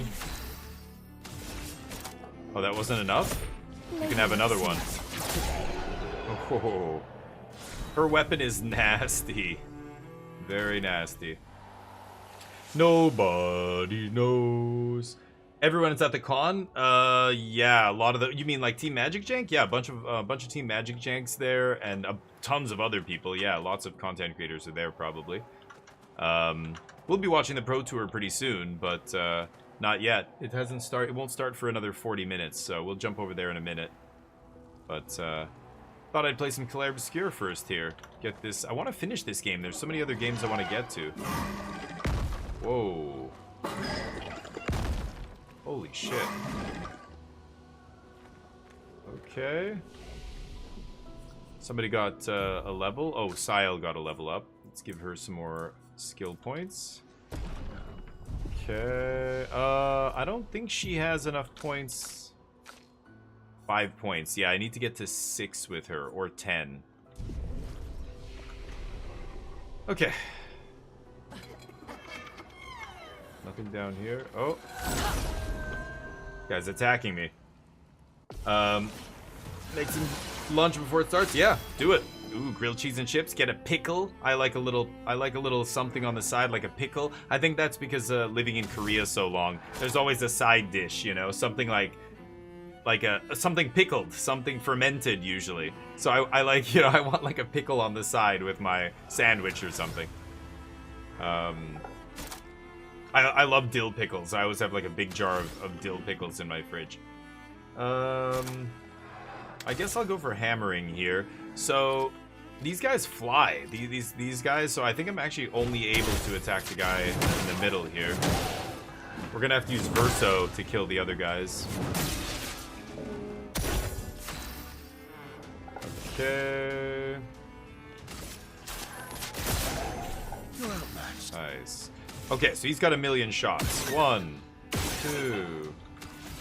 Let's see if I can pick up 2 AP. I don't think I can kill this guy. There, that refills my AP. That refills my AP. That's crazy. Now I can go Endbringer on this guy. It's gonna do extra damage for each.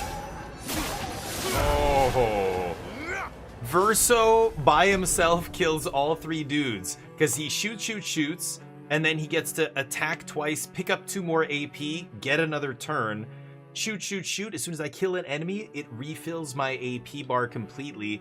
Kill the next enemy with just shots, refill my AP bar again, and then use the ability that says, for every shot you've taken this turn, it does extra damage. Like I did like 20 damage there on the last attack. That was insane.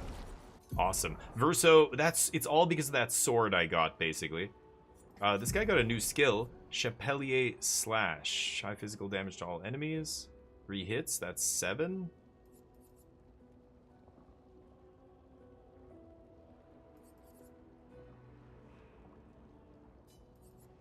I'm gonna put that in there. And Boucheclier? Fortify. Don't want to use that. God, does she not have... I want to switch up some of hers. I barely ever use, like, this. Intervention.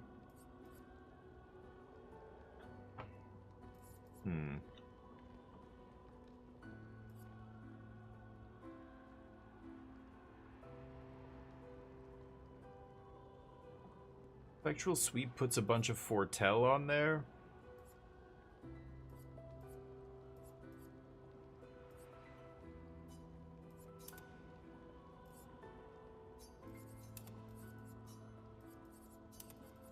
She's got a heal that I also basically never use, but it's possible it'll be useful at some point.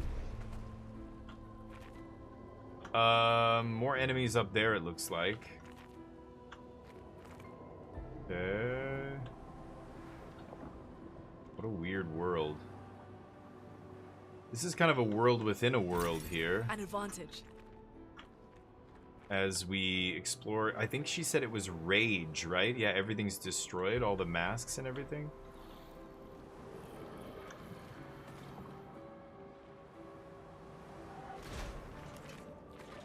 Guys all fighting with each other. Okay. Here we go. So Verso's gonna take the guy on the right. I'm just gonna do the same thing as before and hammer this guy to get rid of his shields.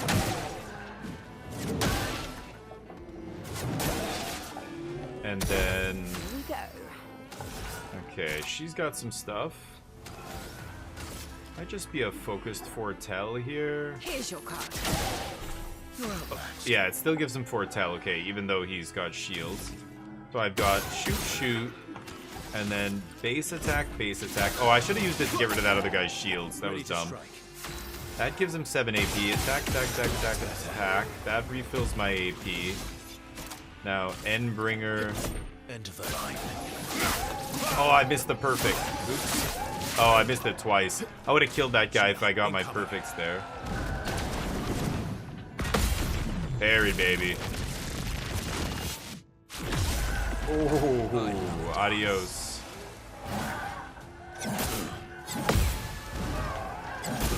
Ooh. I missed those parries. Okay.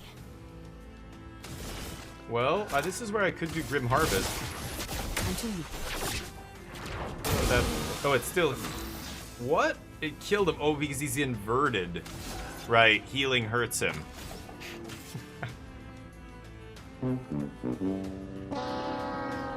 Oops. Right. I forgot he had that equipped. Good stuff.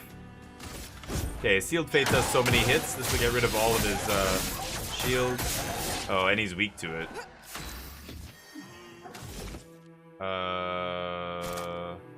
Hammering.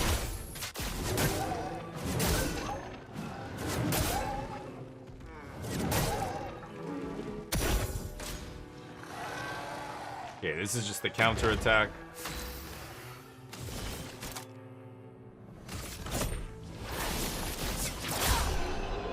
No counter attack when you're dead.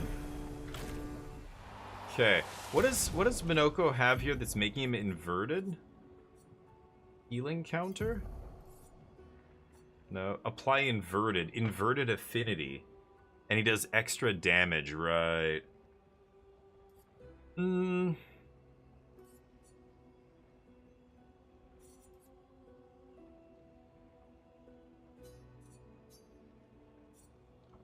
Oh, it's...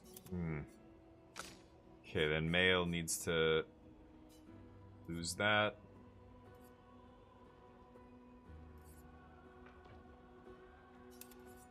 Sure, put that on. Okay. Get this. Revive Tint Shard. Ooh, that's huge. Another Revive Tint. It's amazing. So these side areas are actually good to explore here, it looks like.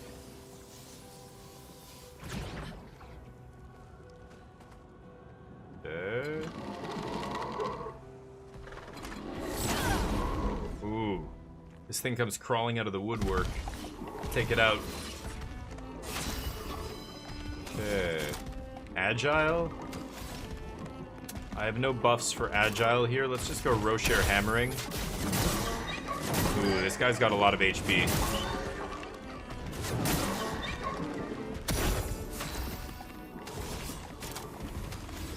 Portel. Ready to strike. Okay. My turn. Perfect break?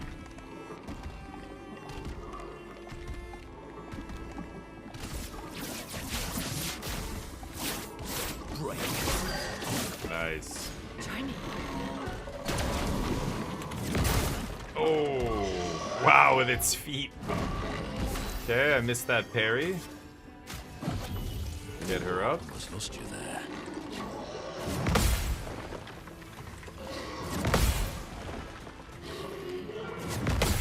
Oh, there we go. Slow attack, easy to counter. Your fate. Oh, 20,000 damage. Oh, it's starting to move even more weird than it was before. I'm at 8 AP. Break. Broken. Nice. I'm on red mask here. I have nothing for balanced mask. Damn it. Okay, let's just hammer him. Get him while he's down.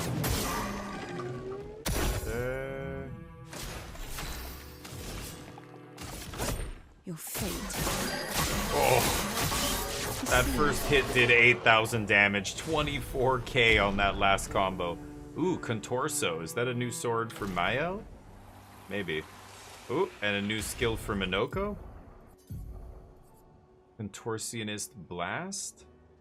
Physical damage to all enemies. Heal allies by 10%. Ooh, and that's a balance mask one?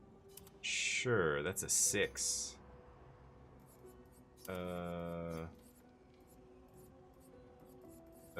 Where's the one I just had? Hammering. There we go. Okay. You know what? Let's heal, actually. There we go. Okay. Pick that up.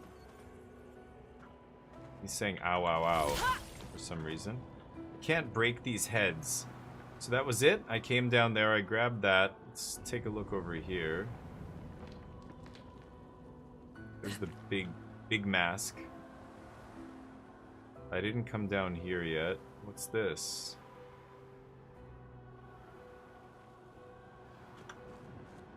Some enemies down there? Let's go take these guys out first. Hey gang, what's up? Alright. Take these guys out first. What is it, violence, yes? Ooh, starting on the gold card is clutch. I guess I'll hit one of the guys with shields here. We'll just knock all the shields off. We have a 4-hit combo here. Kind of feels like you're wasting the card that he had up there, but could just do a regular old sealed fate here. Even with no foretell, it's just, like, my weapon is doing so much damage. It's crazy. Let's carve a path.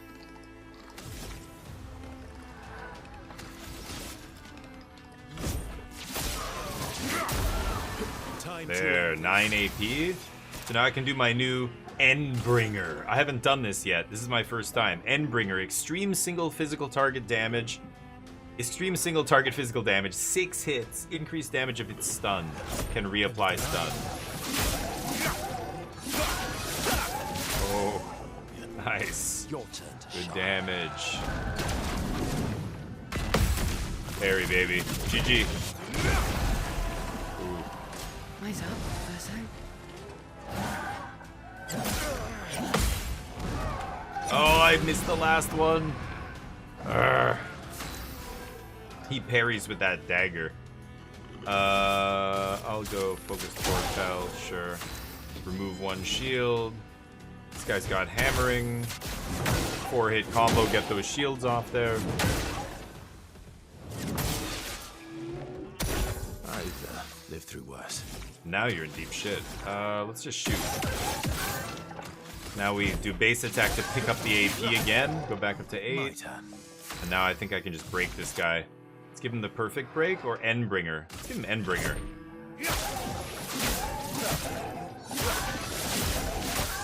Oh. Oh, he's so close. All right.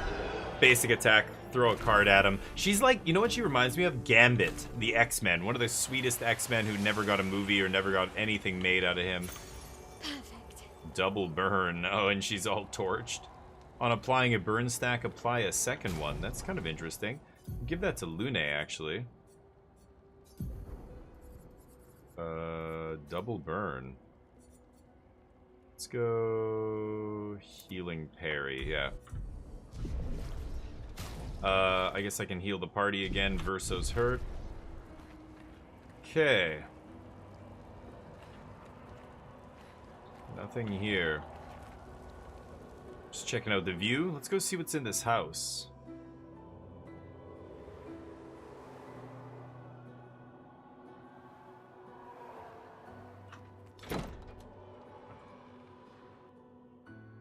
It's the oldest house. There was a Gambit movie. Really? There was a Gambit? Wait, didn't they were talking about Channing Tatum playing Gambit at one point, but okay, getting a little bit of loot here. Oh, Art can be a window, unknown and journal. art can be a mirror. And great art, great art, is both. Son, you'll never be a true artist if there's always a mask between you and the viewer, especially when the viewer is you. Interesting. Is it Channing Tatum? Did that come out? Maybe I missed it because it was so bad. I didn't even realize that came out. I remember it being like in the works, and then I don't even. Did it come out? Was it a movie? Yeah, that had Gambit, but that wasn't a movie with Gambit in it. That was just a very brief scene with Gambit. I remember that, but no, that's not what I want. Like a a movie where Gambit is the main character. We haven't had that before, I thought, but maybe that Channing Tatum movie came out and it was so bad I never even heard of it. Or I didn't even realize it came out or something. Can't open this. Nothing in here. Yeah, maybe you're right. I don't know. I remember hearing about that movie coming out and then I just never heard anything. So maybe it did come out and it was like straight to Netflix or whatever.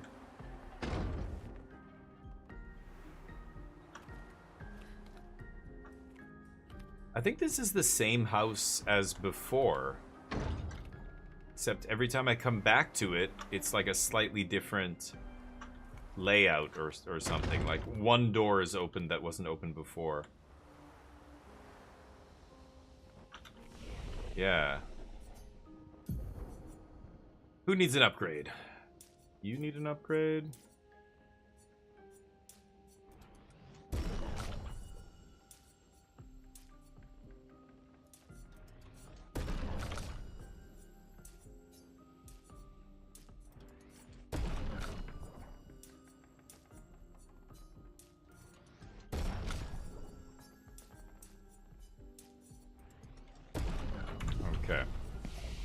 And 5, 6, 9. Very close. We're not there yet. 6. I think I'm waiting for this. So I'm holding on to her points. Oh, wait. Let's rest. Okay, refill our elixirs. And that's it. There's not much else I can do here, I'm pretty sure. So, do I have to just go out the front door again? I guess so, right?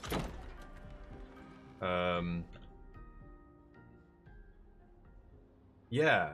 Yeah, I could Google it, but I don't think that ever happened. But I could be wrong, I guess. Maybe I just don't remember. But from what I think, from what I know, I never heard about it. But anyway, Gambit was an awesome character, and I wish they made a good movie, like high budget, you know, movie with him, because he's very cool. I already killed all those guys, but I rested, so they came back. Go see what this is all about. A mask. It seems connected to the Axon. It speaks. He who cannot fight fate. Behind his scowl, emotions blaze. But in the shadows, his temper fades. What am I but a mask of anger? Something happens.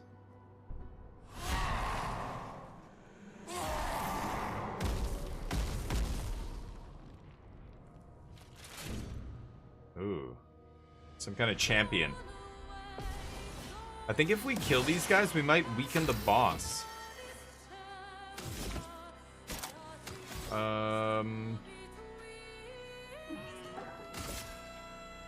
This guy doesn't have any blocks on him. That guy's flying. Let's hit this guy. Crispy, what's up? New X-Men 97 is better than all the X-Men movies in the last decade? Maybe. Yeah, Logan was great, yeah. Terry, baby. Get out of here with that shield shit. Ooh. Okay, let's go Sealed Fate. High damage. Should be able to finish this guy. He's sealed. Ooh, good night. Seething Bouchelier. I have to hit that guy and break those shields. So let's get rid of them. I'm getting a second turn before Verso's even had his first turn. It's weird. But there we go. Get a hit in. Oh, he took some good damage there. This guy's gonna be easy. Nope, couldn't parry that. Okay. Bam, bam. Base attack. Get that AP back. Bam, bam, bam, bam. Pick up all the AP for killing him. And now either Endbringer or Perfect Break. I like Endbringer here. End of the line. Oh, that's big damage. 16k. Sword combo. Oh shit, the last one. I always miss the last one. Oh, the mask makes him take an extra turn. Wow. Okay, he sets up a counterattack. Okay. I can Grim Harvest? It's gonna counterattack, but that's fine. We heal, and then here's counterattack. Parry, baby. Oh, taste that parry. Oh, what? Is he still inverted? How did he die again? I healed him and he died. I thought I took inverted. Oh, maybe he has it on his Lumina skills? God damn it. I wanna... Listen to this music, is insane. I'm gonna revive him. I'm not gonna use my AP here, that sucks. Yes. I have no plays, just basic attack. Okay, basic attack to get the AP up here. Let's So 4, 5, and then perfect recovery is not bad. I could heal myself here, but let's go light holder. That'll get me to A rank. There we go. Feel energized. Oh, the last one. I did not parry. Oh, he gives him another turn. Is he healing him? No. I think he almost healed him. The soundtrack's insane in this game. It's incredible. It's winning awards. Actually, I think something like the soundtrack, because it's mostly classical music, ended up making the top 10 of the classical music like charts or something. I didn't even know that was a thing, but apparently it is. He's got a block up, a single block. So I like Sealed Fate here. 5 to 7 hits. It'll get rid of that block and it'll put a bunch of damage on him.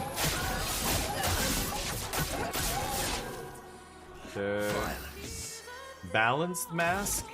So I don't have any balanced. Oh, I do. This Contortionist Blast. Heal all allies by 10%.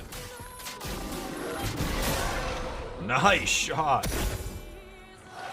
Okay. Parry, baby. Oh, Minoko takes him out with the parry. Nice. Resplendent Chroma Catalyst 2 and Clerium leveled up. Okay, that's Melee's weapon. So did I break this thing? Nice. I think that weakened the boss. That's tied to the Axon somehow that we're trying to defeat. I bet you if I went straight to the Axon, I would have gotten my ass kicked because you can't beat him unless you break this. And I'm assuming there's some other masks. Did you hear that? That was the Axon. Yeah. Destroying these masks seems to hurt him. Yes. So let's keep doing that. Let's keep doing it, exactly. Okay, level ups. Verso leveled up. And skills. I don't think he's got any skills. Yeah, 2 points. Okay. Rest. We're good. Verso's missing a little bit of HP, but that's no big deal. I don't want to rest and reset all the enemies. Let's go back this way. We explored everything here, I think. Hello, my friend. You weren't here before. What's up? Hi. Lovely to meet you. Bravo on surviving out here. Thank you. Oh, I could fight this guy. I could buy everything he has. I've got 64k here. Healing share? Wow, that's 20,000. I'm definitely buying all these. And that. That's 10,000. That's another 1,500. So 11. Yeah, I can buy all this. Wish there was just a buy all.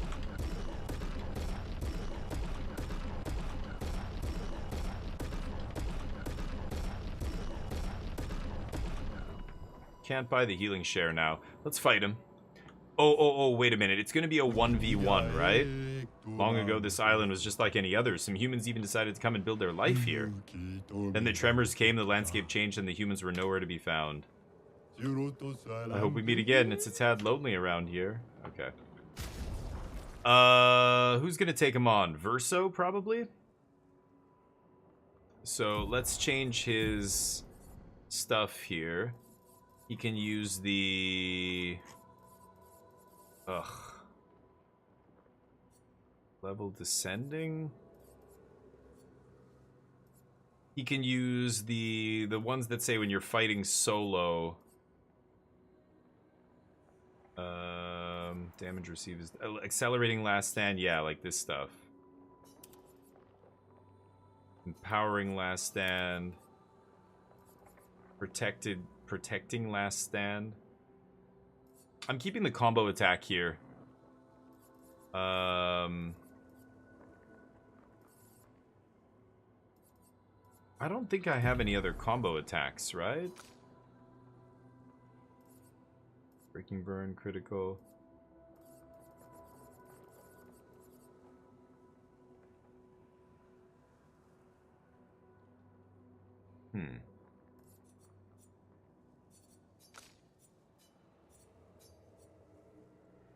The most expensive ones.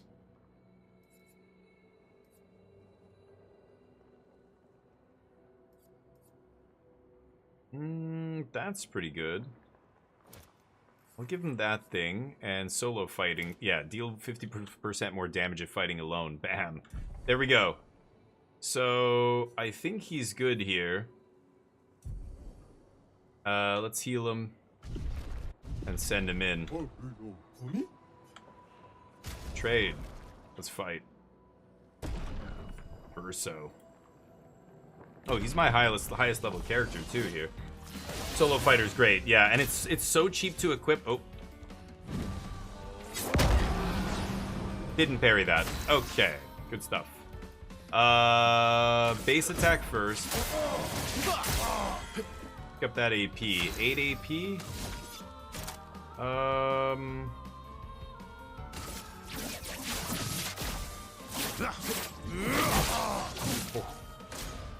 Okay. Oh shit. Ah. Nope. Okay, try again. First fight advantage. You only ever lose the first fight against most enemies in this game. Again. It's just a matter of 1 or 2 fights and then they become very predictable and it's easy to kill them. But Bring it on. Yes, your first attack is a jumping attack. Parry.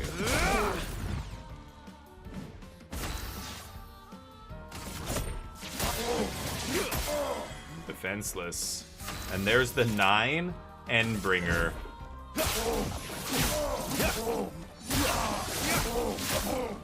Whoa, that almost killed him in 1 turn.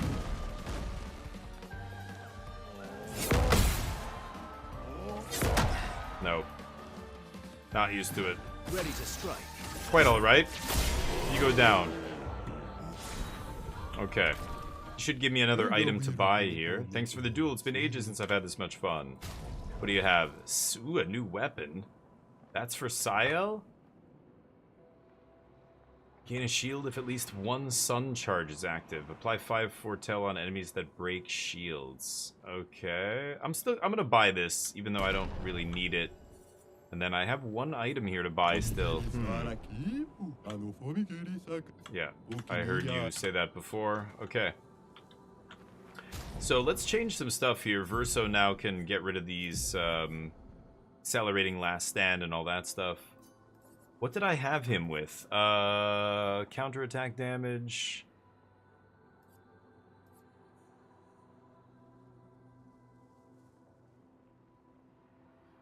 Ooh, that's kind of interesting. Powered attack? Consumes AP to deal more damage?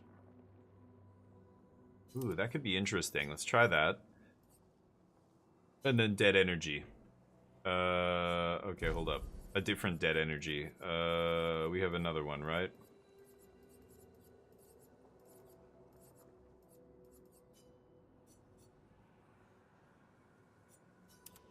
There we go. And then his Lumina.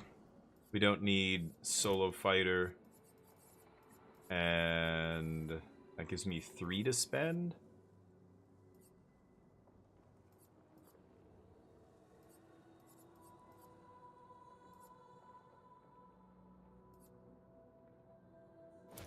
Okay. You guys have a bunch of points.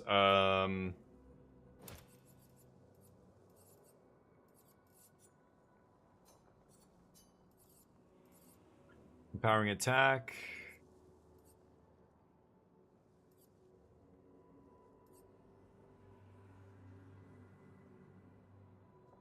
Oh, combo attacks with the other guy. Yeah, he already has combo attack equipped. Okay, good. Healing counter. Let's equip that. She's got 6.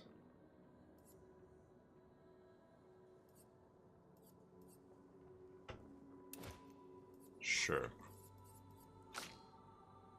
Okay.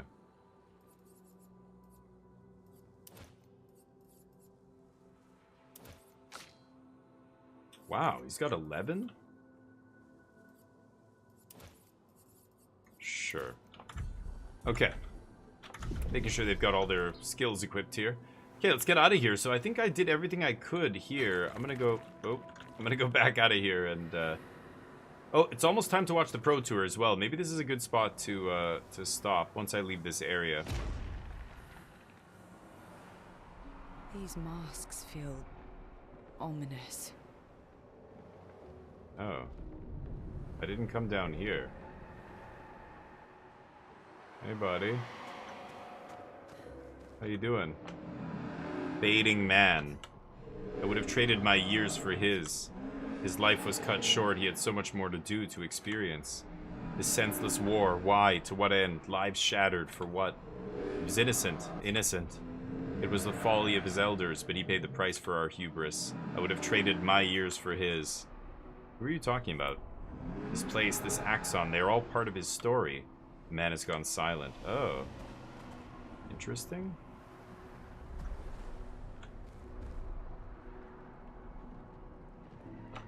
Okay.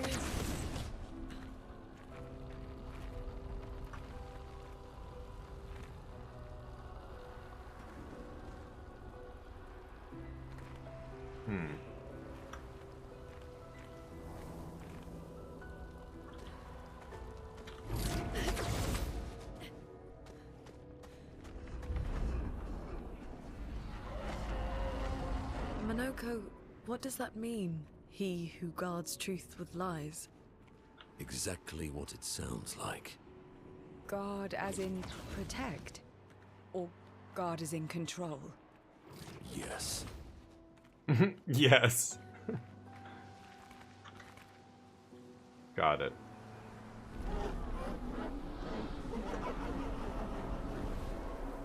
Jesus. Weird shit. Where am I going? Oh, save point. Okay. Rest. Okay, that's a good time to stop it here. It looks like we're about to go into the next section. We've got to take this guy's masks out. Yeah, we're gonna fight this this Axon next time. Thank you for watching, though. Appreciate you, and see you in the next episode. Peace. Okay, that's on YouTube. We'll save it there and pick it up where we left off. Sweet. I'm enjoying the fights. The fights are really fun in that game, but take a look at some Magique du Gathering. That's what they call it in France.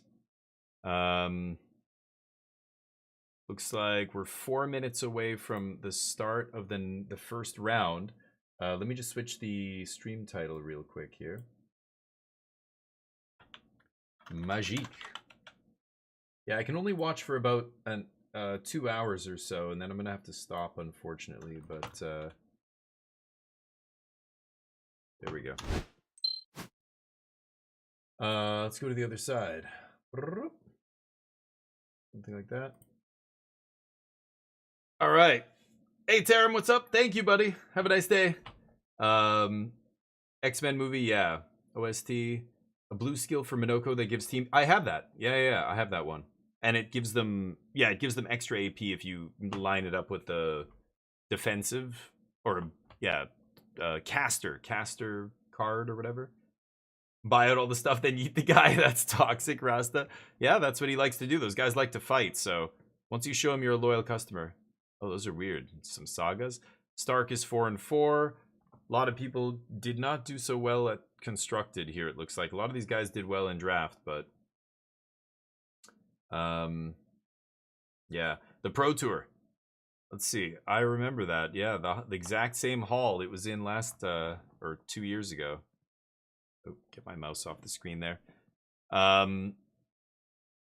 the Pro Tour is an awesome event. It's just so many people, so many artists. I could not believe how many artists booths there were.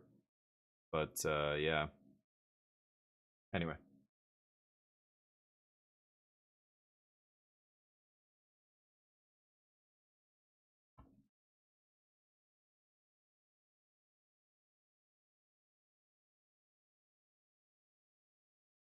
Jean-Emmanuel Deprat, no, 4 and 4. Oh well. These people are not gonna make it to the top 8. Sam Pardee 4 and 4. That's too bad. He's a really good player. Willie Edel 4 and 4. He's another world famous Magic pro.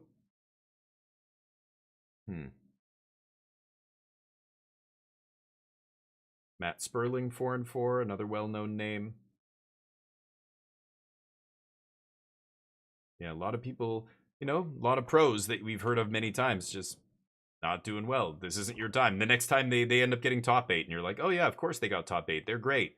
It's like, yeah, but the last 3 pro tours, they did not do well. You just didn't hear about it, right? It's interesting. Leo with the eye patch. Very nice. 209 people? Christian Baker, 8-0. We have 1 8-0 right now. Nice. Ken Yukihiro, 7-1. He's a big name. All these other people are not super famous Magic players. Ili Cassis is a big name. Ray Zhang, that CFT sock, is 6-1-1. Shota, 6-2. He's the biggest name so far in the top 16. Interesting. Okay. Could never stomach card game competitions because I feel like once you pilot the deck as it should be, you're just the subject to variance. Yeah, but even then, like, it's very hard to pilot it with making no mistakes. Like, not only do you have to play a deck perfectly, basically, like avoid making any misplays, you also have to get lucky. So you're right. You are subject to variance, but the pros still make mistakes too. I mean, even at that level, at that pro tour happening right now, there's still people making mistakes, and that's the difference between the people who are the pros who are going to win or get top 8 and the ones who aren't. I'm sure at the end of it, if they all got interviewed, many of them would say, yeah, I fucked up in my second game of the first draft. I did this and he had that and I went this and I of course I didn't even think about, you know, I should have realized and all this stuff, right?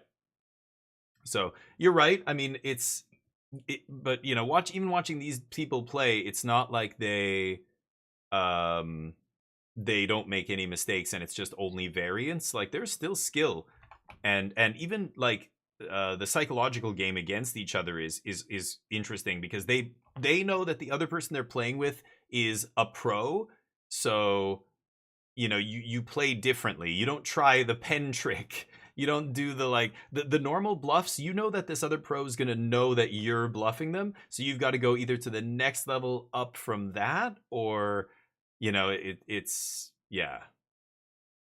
becomes this game of one-upsmanship that like gets really interesting because, you know, once you play against somebody else who knows all the tricks, you have to like reverse trick them. You have to almost go either backwards or, yeah.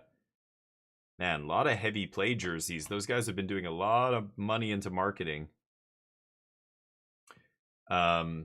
Anyway, I do like watching the Pro Tour. I like watching it a lot more when you know what's going on. Like when I know the intricacies of the deck, I can enjoy watching it more. Like watching Omniscience combo. Like if you've never played the deck, I imagine it's annoying to watch, or you just don't like, you don't appreciate what's going on there. So you're just like, it's like watching somebody do something like you totally don't understand. It's like you almost tune out because you don't know what they're doing. You're not really even sure what their deck's supposed to be doing. I think a lot of people view those kind of combo decks like that. They think they're like not real decks, or like Magic shouldn't have decks like that or something because they're, you know, you're not even playing Magic. You're just yeah,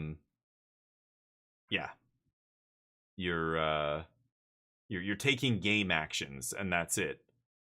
But I love it. I love to see, you know, and I want to see what cards these guys take and what cards they don't take. And, you know, when they cast a moment of truth, or, you know, whatever it is, Philology Archaeologist, like watching them make those decisions makes me a better player when I play the decks. I'm like, oh yeah, he, you know, in that spot where he was like doing this or that, he actually was just digging straight toward this instead of trying to play defensively, or, you know, whatever it is. Yeah, 50K for first, huh?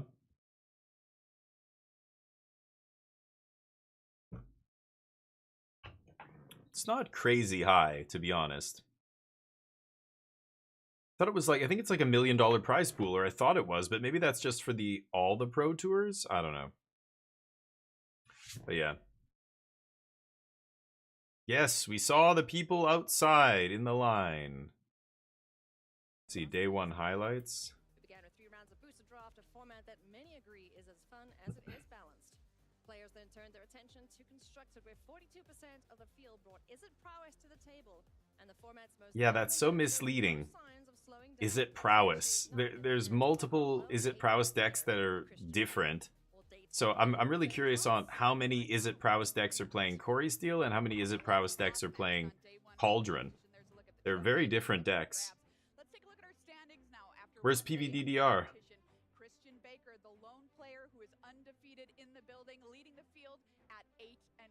We have 10 people at 7-1 following behind Christian Baker, among them Ian Robb, who made the top 8 of the last Pro Tour in Chicago, doing extremely well here on day 1 of competition. Ken Yukihiro also sitting at 7-1. Jody Keith at 7-1 as well. Ely Cassis sitting at 7-1. You see him there in 9th, playing that Golgari Roots deck. Yep. Not the most popular deck of the field. The Roots deck is a choice for sure.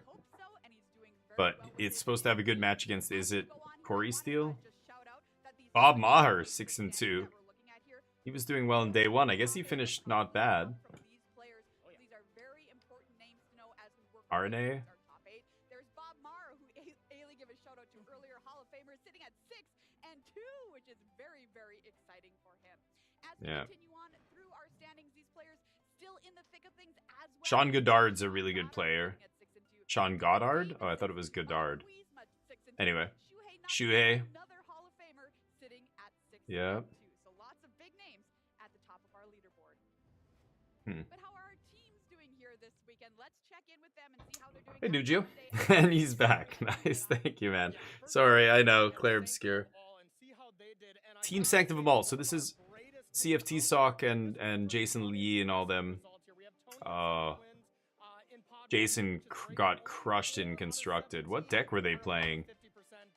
He was Jason was. They were 3-0 in the draft because they are such a good drafter. And then I guess they lost the next 5 games, all the standard rounds. That's brutal. Carl Serap's really good. Ely, Arne. This is like a lot of Europeans on this team, right? Simon Nielsen. Alan Wu, really good. Channel Fireball. Who's even on their team anymore? Reed Duke, Matt Costa, Matt Nass, Gabe, Jesse Robkin, Paul Rietzel, Sam Pardee, Seth Manfield. Yeah, they've got a lot of pros.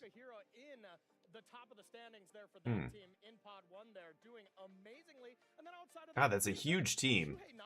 6, 12, 13, 15 players? It's crazy. Worldly Council. Like, this is a lot of people on one team. Menguchi, 3 and 5. No. Li Shitian. Nice. Cool to see Li Shitian playing again. Haven't seen his name in a long time. Cosmos, heavy play. Sean Goddard. Paolo. Jake Beardsley. Willie Edel. Marcio Carvalho. Takahashi. Terry Ramboa. That's that French pro. I played against him a bunch on Arena. Javier Dominguez, one of the best players in the world, not doing too well this time. Rampant Growth heavy play. There's 2 heavy play teams. Holy cow. Stanton. Not a lot of big names on this team, but Lucas Dutchow is really good. Max Rappaport. Interesting. Flex slot Diamond. Ooh. Corey Burkhart's on their team. Not a lot of big names there. Okay. Interesting, the big teams. Okay, so we're drafting here, and I don't care what you say. I just want to see if I can pick whatever the pro's going to pick before they do, and see where they differ from me. I want to see if, you know, how I'm wrong, because I'm certainly gonna assume I'm the one who's wrong. If a pro disagrees with me on a pick, I'm gonna defer to them, but I'd love to see if that pans out or see why they did that after, you know. Yeah, we should be starting soon, so get your drinks, get your coffee, get your you know, get your bowl packed, whatever you're into.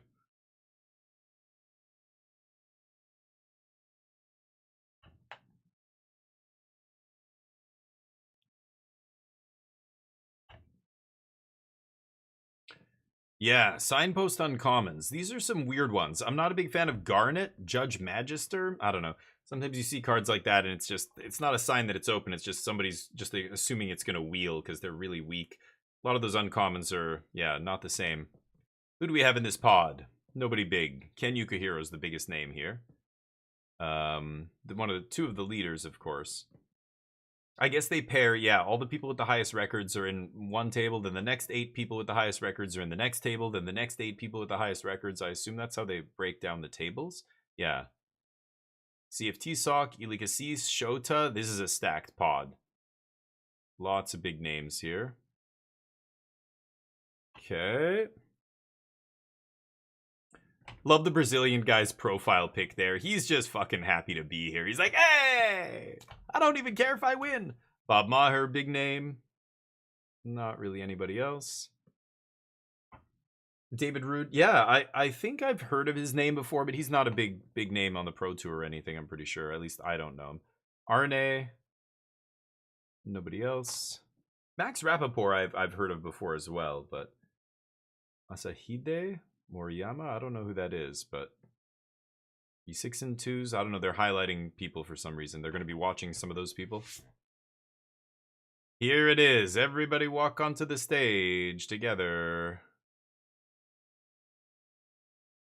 And the other guys come out of the other side. Okay. So let's see here.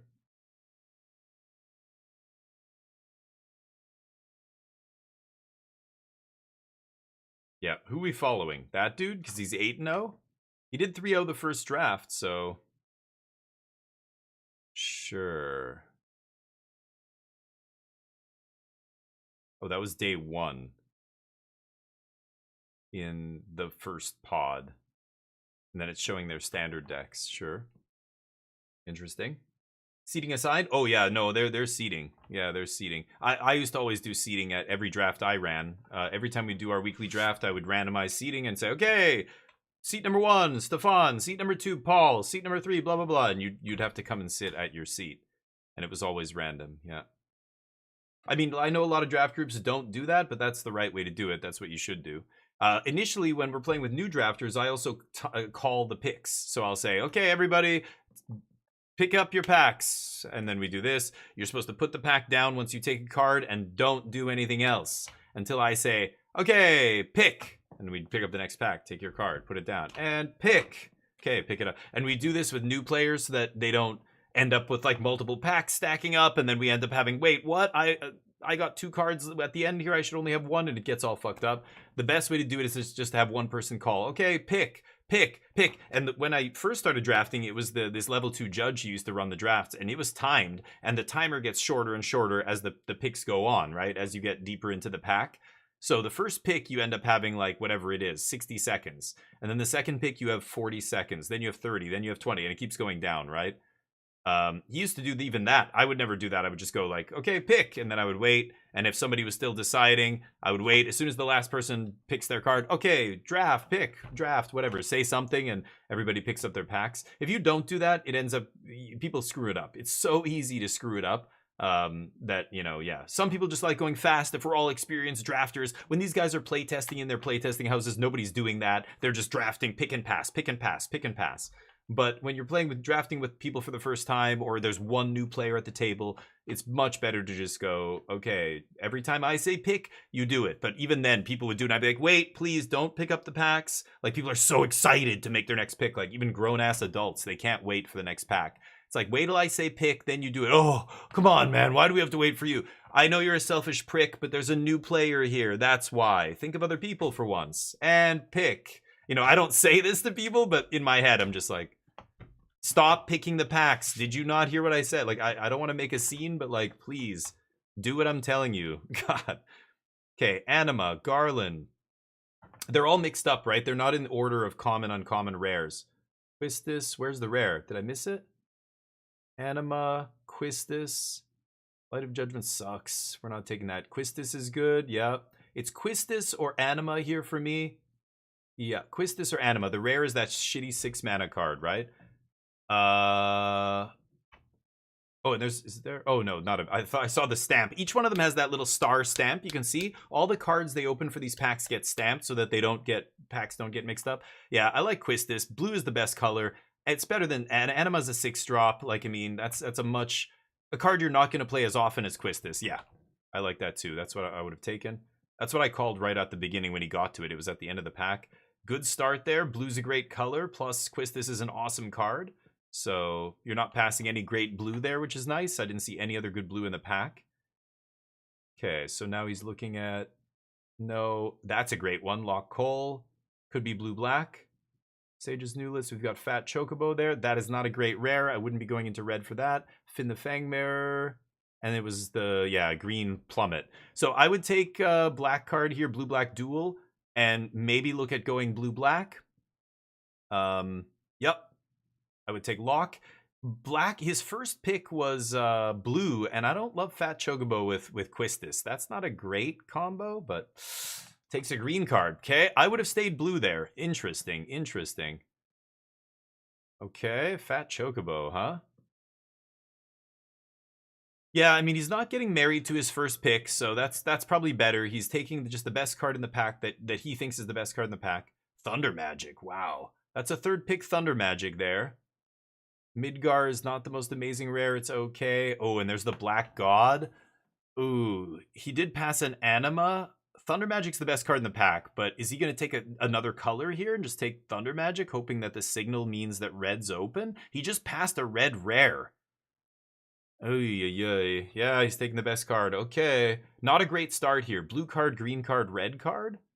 But he's trying to stay open. He's trying to see what the person to his right is passing him. If he passes him a Thunder Magic third, that's a sign. The guy to his right's good. All these players know all of the other players here are very good. So the information is super relevant here, unlike Magic Arena or whatever. Okay, so we've got Mysidian Elders, not bad to go with the Thunder Magic. We've got... yeah, he wants to play that Quistis if he can, because Thunder Magic's so good with her. So blue-red spells is what I'd be angling toward, which means Mysidian Elder, yeah. I think I like Mysidian a lot more than Promise Fulfilled there. So... Oh, he takes Light Up the Stage! Promise Fulfilled? Wow, wow, really? That's fucking weird. I don't know about that pick. Wow. Don't like that. Okay, I missed the first couple of cards. What is the last one there? He's got a good green 2-drop there. Town Greeter. The return. That's not a great pack. The red cards are basically unplayable. Yeah, Town Greeter I think is the best card in the pack. He's going to take maybe a green card to go with Fat Chocobo, and now he's got two good... Yeah, Town Greeter. So he's got 2 good green cards and 2 good red cards. But Mysidian Elder doesn't go in red-green. I don't know. He's almost like torn between... blue-red and then green-red here. He's got the Gaihal greens. Oh, there's Suplex. You got to take Suplex here, right? So that cements him in red. Thunder Magic and Suplex, but those kind of cards want to go with Quistis, not with whatever, Fat Chocobo or whatever. But you could always splash blue in your green-red deck, because Quistis would be good if you get, you know, maybe you get some Chocobo kicks to go with your Thunder Magic and stuff. Light Up the Stage is terrible. I can't believe he picked that. There's a Mysidian Elder. That's another Fat Chocobo. He's probably going to take that here. Mysidian Elder is good, but not in green-red. I'm taking the Chocobo. If he took that first Chocobo, my path would have been very different here, and I would be Grixis in Grixis colors, basically. Might even be just blue-black, but I haven't seen a ton of good black, so maybe taking Lock pick 2 is a mistake for me. That would have derailed me, maybe. This guy's hand's shaking. What is it? Ooh, green-red uncommon signpost. That's pretty good. You can't pass that. That's a sign that green-red's open. So he's in the right seat. Nice. That is great. So now he needs some sagas to go with that. So now we're locked in green-red for sure.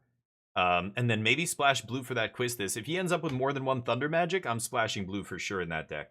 Sorry, not paying attention to you guys. I'm trying to run my own commentary. I don't know if these guys are saying the same things I am. As these tend to be the inflection points, right?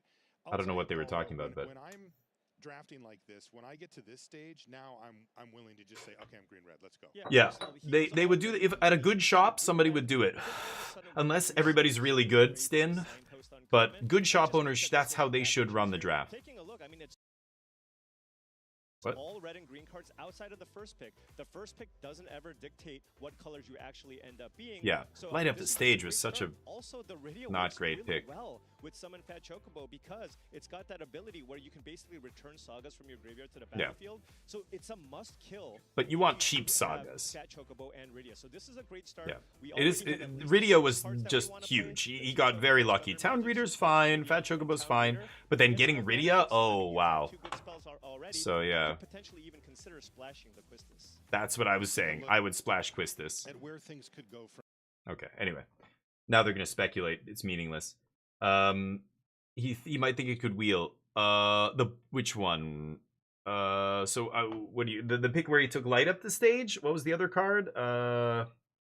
What did I say I was gonna take? Mesidian Elder. I would have taken Mesidian Elder, but I'm thinking more. I would have gone in another direction. But then he gets the uncommon, so that just sealed it up. So he ended up random like. I don't know what he based it on, but he ended up picking up a couple of green cards and getting very lucky that the red-green uncommon got passed to him. But thank you, Mr. Hyde. I appreciate it. I would love to do their jobs. No threat to them. I'm not trying to say that I'm better than them. They are great. So I'm not saying I could do a better job, but I would love to do their job. I would love to be a commentator for Magic.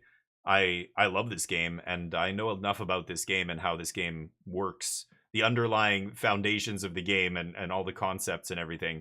To the point where I can easily do commentary for a pro tour. It would be tough for a format like Modern and stuff where I don't play a lot, but obviously if I got a gig, okay, you're gonna commentate the next pro tour, I would just spend 6 months playing Modern. I would just learn Modern. Like it's not that hard. But like not that hard for someone who already plays competitive Magic, other formats. I've played Modern for years. I've been playing Magic before Modern even existed. I remember when it first came out, I played it a ton. But now I don't play it every day the way I do Standard and stuff. So I would have to learn some formats, but I would definitely be able to do it. But limited is limited. Limited fundamentals. That stuff rarely changes. So yeah, it doesn't matter what set it is. The set doesn't. I would say even Marshall and those guys. I probably play more Magic with the new set than they do. Marshall for sure. I could do Marshall's job. I think he's a great commentator, but he's not like LSV. Like I can't bring that level of expertise to the commentary booth, but those guys aren't doing commentary. It's Paul Cheon, it's Marshall, Corey Burkhart's a very good player. He's probably certainly better than I am, but at the same time, he's not a Hall of Fame pro, so I think I could hang. I don't know if it's ever going to happen. I was going to reach out to face-to-face games in Canada and just see if I can get a gig doing something with them. I know MTGDG was telling me to do that, and he's absolutely right. I should have reached out to them. But they've got, they got Dom Harvey to do the commentary. Why? Because he's got a top 8 Pro Tour finish. Like, I can't say that. I don't have the resume that these guys have, but I think that kind of thing should matter less than, the way you speak, how eloquent you are, your knowledge of the game, blah, blah, blah. Like, you could be really knowledgeable about the game and be not great in the booth because you don't have the casual, like, you don't have the Cedric effect. He's a great, booth commentator, right? Cedric Phillips. But it's not, he's a really good player, but he doesn't play crazy high level. He doesn't have a million Pro Tour top 8s to his name and all this shit. But that's less important than his personality coming out in the booth and being just entertaining and keeping things going. And like a lot of people who watch don't realize that the timing and stuff that a good host, the segues, how he can segue very easily from one thing to the next to keep the flow going, not let the other guy get bogged down too long on one topic, jump back to the game. We do a little anecdote. Okay, time to cut it short, get back to the action. Like, commentators who know how to do that and shift seamlessly between that kind of stuff are worth 10 times what a Hall of Fame pro is worth in the booth, right? Great starting pack for this guy. So yeah, gets a bunch of signposts. Barrett sucks. Double Barrett. Love that artifact creature. Been very impressed with that. Those other red cards are unplayable. And the Strixhaven Stadium's unplayable. I think he's just cutting for color purposes. For signaling purposes. So in between each pack, for those of you who don't know, this is the way you're supposed to draft. You're not allowed to look at your picks until the draft, the pack is finished. Then everybody gets about 30 or 45 seconds. You can look at your packs, or look at your picks, and then you put it down. Okay, pack 2, and we start pack 2. You cannot look at your cards as you're drafting. I know the rules around this apparently have changed, and now it's, I think, only competitive REL where they do this, but all my life, this is how we draft. You do not look at your packs until look at your picks until the pack is finished. But I know other people who draft and they just grab and they're like, you know, no. And it's a cheating thing. It's to make sure people are not, you know, subtly like, you know, doing a quick little sleight of hand and putting a card from the pack into their pile that they shouldn't be, you know, they're going to pick something else, but they're trying to take, yeah. Yeah, count them. Everybody counts, make sure they have the right amount. Nothing missed. And then pack 2. I think I said this last Pro Tour, they should hire you to be the clean board police. Sure. What is that? I don't know what that is. Clean board? I don't know what that even is. I missed the limited PTs. Yeah. Yeah. Watching John Finkel crush. Okay, same guy, right? Ooh, powerful black bomb there. Good black removal. Wow, this pack is stacked with black cards. 2 banger uncommons and a rare. He's got nothing going on here. Blue-red duel for the splash. He's not going to splash a double blue card here. I think he's going to stay green-red. So Chocobo's okay, but not amazing. Not a single other green card in this pack. So, oh, Bow. Okay, so he might wheel Bow. Not a great pack for him. 0 red cards, 1 mediocre green card that might wheel. The land probably isn't wheeling. That's a rough pack for him. Even the first pick here is not amazing. That Chocobo, people are like, what? But that thing killed me on like turn 5. Yeah, if you're lucky enough to have it on turn 1, great. But how many games are you going to have it in your opening hand? Every game that you don't have it in the first 4 turns or 5 turns, it's bad. So, you know, a lot of games, it's going to be bad for you. That's just that the floor is very low on that card. The ceiling is high if you do get it on turn 1. Crash, retrieve, combat trick, green-blue duel. Green-blue duel is tempting. What is it? Yeah, green-blue duel and, oh, Prompto. Yeah, rough packs. No good red in this pack. The green is mediocre. You might wheel like Airship Crash. You'll wheel that 2-mana combat trick because it sucks. Yeah, I'm taking the green-blue duel too here. So he wants to splash Quistis. I like that. He saw a red-blue duel go around or get past in pack 1. It might make it back, but probably not.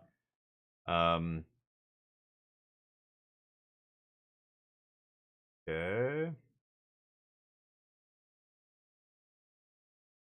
Everybody picks. It's got Chocobo Racetrack, not great. Call the Mountain Chocobo, there we go. Oh, Gladios, yes. Gladios, whatever he's called. Easy Gladios there. And then Call the Mountain Chocobo. So this is the first pack where we see multiple good cards for us. Are any of them going to wheel? Probably not. But yeah, that Chocobo, Call the Chocobo comes back. That's amazing. The Racetrack might come back, but it's not very good. I'm taking Gladios there. The 6-mana card is straight gas. What? What? Dude, he takes the 2-mana 1/3? Oh, wow. Why are you not taking Gladios? What are the commentators saying? Likely to wheel the Call the Mountain Chocobo. Gladiolus is highly splashable. So if I'm a blue-green... You're not wheeling Gladios there. You're not wheeling it. That's not what he's thinking. He's just going, I have 2 Chocobos, like 2 fat Chocobos I can already ramp to. Ooh, dead pack. This is ugly now. Airship Crash? Yeah, like it's your first Airship Crash. You could take it here. The red cards are mediocre. No other green card in the pack. Why not Gladios or whatever? Wow, it's crazy that he didn't pick that. Okay. I don't know. I don't think this guy's the greatest drafter. I'm not, and you know, again, this guy's at the Pro Tour and I'm not, but shocker. That is okay. What do we have here? Okay, side quest Chocobo's not terrible. Airship Crash sucks. Poof. Yeah, there's really only one card here for you. It's the side Chocobo. What is this guy doing? Rapier's no good. The red card does not play in your deck. Yep. Ugh. That might be okay. That's not the worst, but it's not amazing. I wouldn't be happy here. I would have taken that 6-drop. He didn't have many 2-drops. No, you're right. But that's 2-drops you can get more easily than the signpost on commons. That's the way I see it. It's early. It's pack 2. Beginning of pack 2. You don't need to take a 2-drop over a 6-drop there. Like 6-drop is a 6-drop. I get it, but it's a like one of the best 6-drops in your colors. Like, I don't know. Yeah, I like green-red duel here for sure. On-color duel is huge. You're not splashing white for that, Garbo. Ah, no more coffee. I gotta go refill here. I'll do it in between packs. That was a bizarre pick. I don't like it. Beavers, oof. Beavers is the only thing that red card sucks. this is where you can't look at your pile, so, you know, he can't go look at how many scouts and whatever he has. There's almost none, but yeah, sure, it's a 3-drop. It doesn't matter there. You're not playing the other thing either. Yeah, scouts, pirates, rogues. It's basically it's a 2/2 that maybe it hits them, but almost never, right? I wouldn't even want to put that card in my deck. Oh yeah, nice. The Dino's a great pickup here, the 6-drop. I'm taking that in a heartbeat. The blue-green duel helps splash, but the Dino's more important here. You got to take the Dino. And then you've got that other 3-mana uncomp. Oh, takes the land. Okay, never mind. Really wants to splash Quistis, I guess. Interesting. But he only has 1 Thunder Magic, 1 Suplex here. Maybe he's really praying he's going to get hooked up in pack 3? Ooh, Struggler's Copter. That's not amazing. Not in green-red. Struggler's Copter is playable in blue-white artifacts, stuff like that. Yeah, the fight spell, the 2 shitty green cards both come back. So you can take your airship crash here. Is this even playable? I think if he takes the green card, he's not going to play it. Just takes a random big dude. Sure. Past the Dino. Very interesting for the dual land. Oh, racetrack. What? It came back? I'm terrible at Magic. Apparently I'm fucking terrible at Magic. How did that wheel? What are the commentators saying?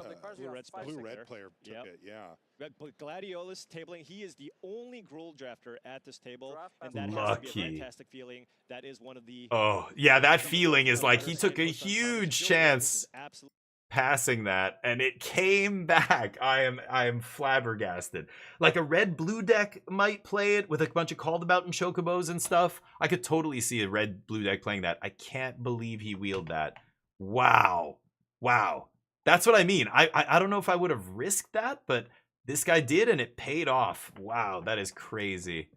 Yeah, he's putting the playables to the front. This is what I do too. Separate them by the land, and then all the stuff you know you're not going to play goes to the back. Self-destruct goes to the back. Van goes to the back. Gladiolus. Oh, man. Yeah. Light the stage, I would definitely dump. Putting the worst cards on the bottom, basically. All the cards you know you're going to play go top all the way down. Yeah. Look at that curve if you can. So you've got Quistis with only Thunder Magic and Suplex times 1. That is not a great Quistis. So the fact that he took like duels, he could have had the Dino here over a green-blue duel. He's got 2 green-blue duels and a green-red duel, right? Yeah. Crazy. Did not think that was going to wheel. I think he didn't even think that was going to wheel. So when he did get it, he's like, oh my God. I shot for the moon and I hit it. Holy shit. I can't, because that's a very splashable card. Like Paul Cheon was saying earlier, that thing sucks. You're never playing that double red 6-mana spell. I think in blue-red or something, you want another spell that costs 4 or more. Maybe you have to run it if your deck sucks, but I would never be happy running that thing. Wow, the wheel, though, that is huge. So that means, yeah, he's absolutely in the right spot, but he needs a lot of cards still. He needs some more good removal. He has very little removal here. He didn't see any red removal that pack, so he's hoping to get it in pack 2. Thunder Magic, he got pick 3, and then Suplex pick 5 in pack 1. So we know that from the right, he should be getting red this pack, right? The person to his right said, I'm not red. Passing that Thunder Magic, right? But yeah.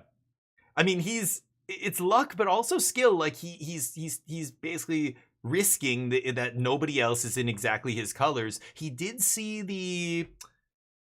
the other one, the 2-drop. What he got that like 6th pick or 5th pick, right? I can't remember when he got Suplex. Maybe Suplex with 6th. I can't remember, but that's a sign too. So in other words, pack 1 from the right, he knows these 4 guys to my right pass the 2-drop. And now pack 2, he gets Gladiolus pick 3, and he goes, 3 people to the left don't want this card.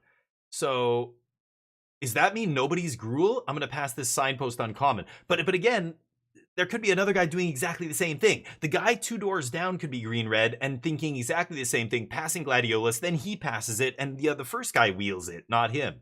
You know, like... So it's still a huge risk, but sorry, let me look at this pack. Summon Leviathan, the best card, but double blue, not splashing that. He's got a Suplex. He's got to take Suplex here, right? He's got 3 duels. He's got 2 blue sources in his mana base already, but that is a double blue splash. That is so risky. He's going to go for it. Wow. Greedy. Commentary? It just makes absolutely no sense. It's just how are you going to double splash? See there. Ways to get lands. You have 2 blue-green lands. That's it. Yeah, even Paul Cheon and Marshall are both like, oh, okay, well, Choco Comet's a gift here. And like I said, he should be getting removal from red removal from the right. Yeah, you're seeing double red removal in this pack. But that was a wild pick there. That guy should... A Suplex is perfectly good in your deck. You have a Quistis you're going to splash, a single blue, you know, that's good later.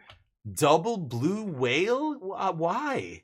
That's crazy to me. It's a non-bow with all your chocobos. It's a non-bow with the one drop, you know, by the time you play whale, the one drop's like a 5/6 or something, 6/7. It's a non-bow with your 2 mana, your chocobo, make a chocobo guy, the fat chocobo. Man, crazy picks here. Ifrit, 2 Ifrits in this pack? Or what was GF Ifrit? Didn't I see another? Yeah, it's 2 Ifrits, a showcase one? God, that's fucking weird. Okay. Is he gonna take the 4 mana shock equipment? I think I would just take Ifrit here. What is it? Oh, Yuriko. I would take an Ifrit and not be happy. He's going to take the shock equipment, I guess, and not be happy. I don't think either of those cards are good enough, but the Ifrit's okay, but not happy with that pick if I'm him. Need a Thunder Magic here. Need a good red removal spell. He passed Suplex. Blazing Bomb's mediocre. Ignis not going to... See, play Geishel Greens is good. I'm taking Geishel Greens out of this pack if I was him, but... Maybe he wants some chonkers on the top. He's already got 2 fat chocobos, right? Just take the Geishel Greens, man. He might pick something else. This guy is all over the place. I don't know what that blue whale was, but yeah, Geishel Green, Gisal. I don't know how to say that word. Gisel Greens. The bootleg troll is pretty good top end. I don't know which troll you're talking about. The bootleg troll, the Temu.com troll. Magitech Infantry. I mean, you're taking the 4-drop here, the red card, and you're not happy about it, but... Oh, blue-red duel. Oh, yeah, you're taking blue-red duel. I didn't see that. Yeah, easy. Especially if you... I don't know if this guy's going to try and splash that whale. That's crazy to me, but it's easy dual land here. Even just to splash Quistis, right? All right.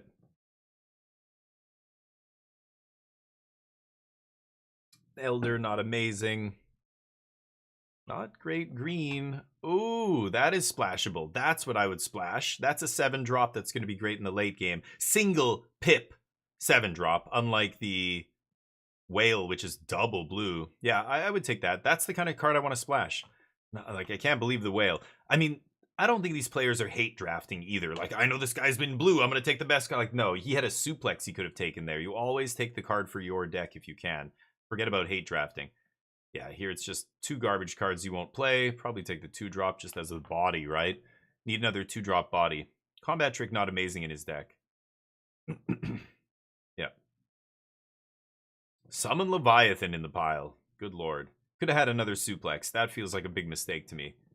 I know I keep saying it, but like all these other picks are pretty straightforward. Yeah, Call the Mountain Chocobo, easy pick here. Oh, is that a rare? Oh, somebody passed them the rare that gives things haste. That's pretty good. I think I would take that. Yeah. That's actually better. I couldn't tell what that was when you flicked through. Interesting.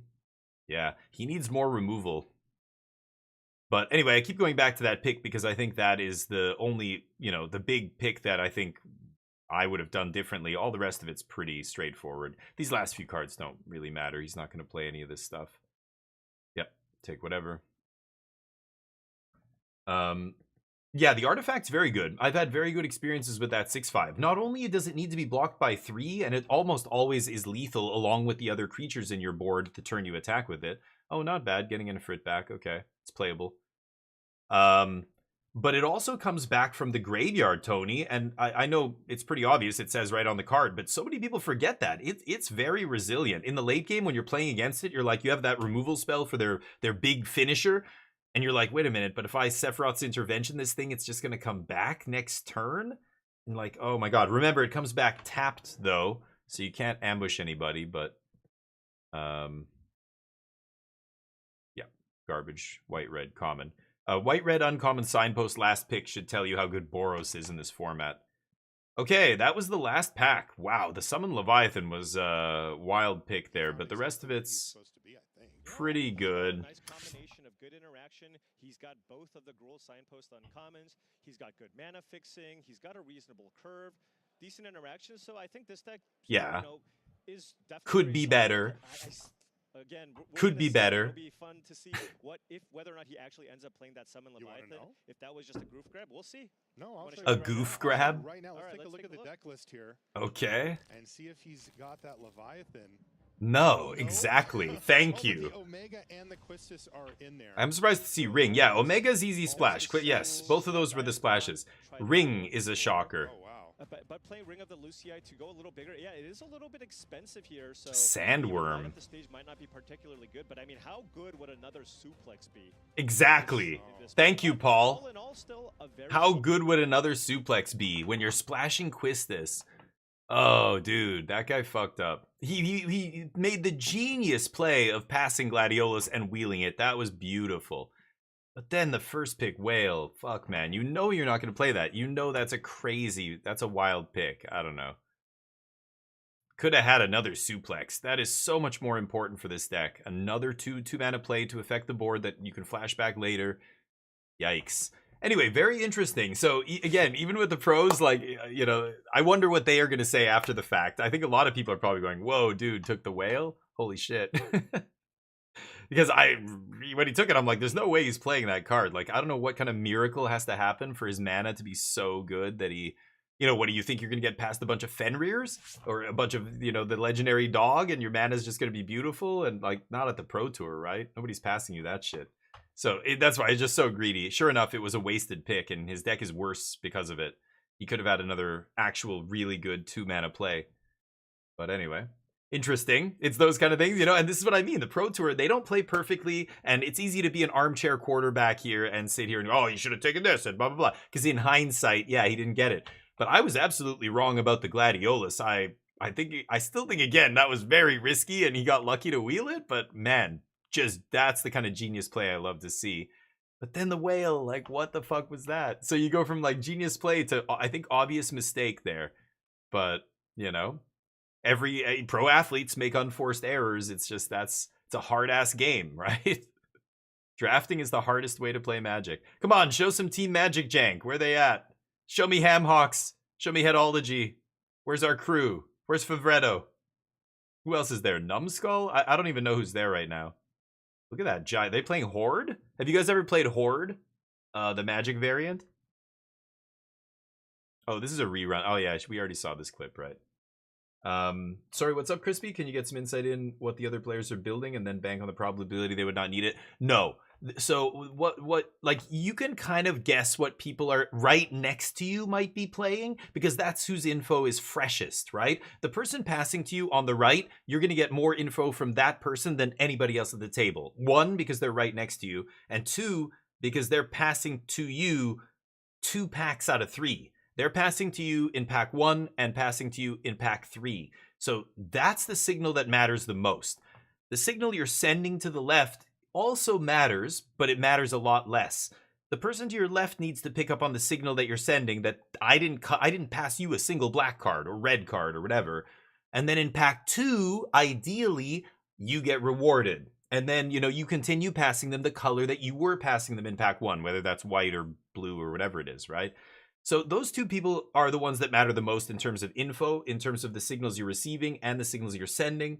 The person to your right matters more. The signal you're receiving is more important than the signal you're sending. I see a lot of people taking subpar other cards or whatever just to like send a more clear signal. It's like, no, don't worry about that. That person is the one who the onus is on. They are the ones who have to make sure they're paying attention to you. You don't have to go out of your way to send a clearer signal to them. Fuck them. If they end up in the same color as you, they are more screwed than you because you're passing to them 2 out of 3 colors. It's the exact same reason this person to my right is more important than the person I'm passing to, because if I end up in the same color as the person to my right somehow and I don't pick up on the signal that they never let any good blue cards go through, but I first picked that blue bomb, so I just took some shitty blue cards along the way and trying to force blue, I'm going to be screwed, not them. Their deck will be a little bit worse because in pack 2, I'll be taking the blue cards that I shouldn't be taking. But again, in pack 3, they're going to cut me, and I'm going to be cut 2 out of 3 packs. So the signals you're getting are more important. So the info at the table does matter, but as far as the other side of the table, you have no clue. There's no way to know what people 3 or 4 seats away from you are playing. Just zero. There's maybe some little info, but it's essentially useless. There's no way to accurately predict it. Yeah, this is this guy's deck again. So what is his mana here? He's got 2, 3, 9 green. Good. 9 green and 8 red, 9 red. Yeah, that's a good mana base, but 2 blue? Is that it? He had a basic island, I think, right? Because he had no other fixing. Kind of insane, actually. No, is it? I'm not sure, Tony. That's a good question. I don't know if it is. I'm not sure. But yeah, so Crispy, it gets really interesting because oh, sorry, this is another guy's deck. Wow, mono black. Yeah, the Zodiac got opened, right? He passed it. He pulls, oh, see, but to make mono black work, he's got some real stinkers in here. Vincent's Limit Break sucks. Scavengers, this thing sucks. Like, you can see there's a couple really shitty cards. Iron Giant, you know, he's just trying to, but look at this deck. Primal Odin's a bomb. Zodiarc's a bomb. Mono black means, oh, he's still playing 17. I guess he's got a bunch of expensive shit, but you could even shave a land here and play 16 and probably be fine. He's got Resentful Revelation. He doesn't have a lot of card draw, but oh, let's... One of the best rares in the entire... Oh, okay, never mind. I thought they were hearing his explanation. I want to hear him. Yeah. So this guy ended up mono black. Damn. So, he had 3 blue tap lands? Oh, I thought he only had 2. Okay. 3. And it's still not amazing. 3 blue sources for 2 blue pips. Normally you want 4 blue for 2 pips, but sure. So yeah, draft is awesome. This is why it's so cool. So there is some way, sometimes you know that like nobody at the table, like for example, when he wheels Gladiolus in pack 2 there with like 2 cards left in the pack, he knows that nobody at the table is green-red. Like, obviously nobody's green-red, but not only that, people aren't even green-X where they want to splash for Gladiolus almost, right? Like it's weird. So that's a sign that now you're getting some info on the people across the table, but that kind of stuff happens very rarely. Okay. No plays. He's got a bunch of red cards in hand. He kept a 3-land hand with all forests. And Quistis. Another forest, not great, but hey, sword gets to kill rat.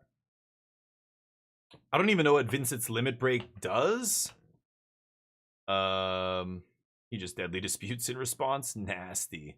He's trying to read it. He can't read the goddamn thing because the art's so terrible. Amazing.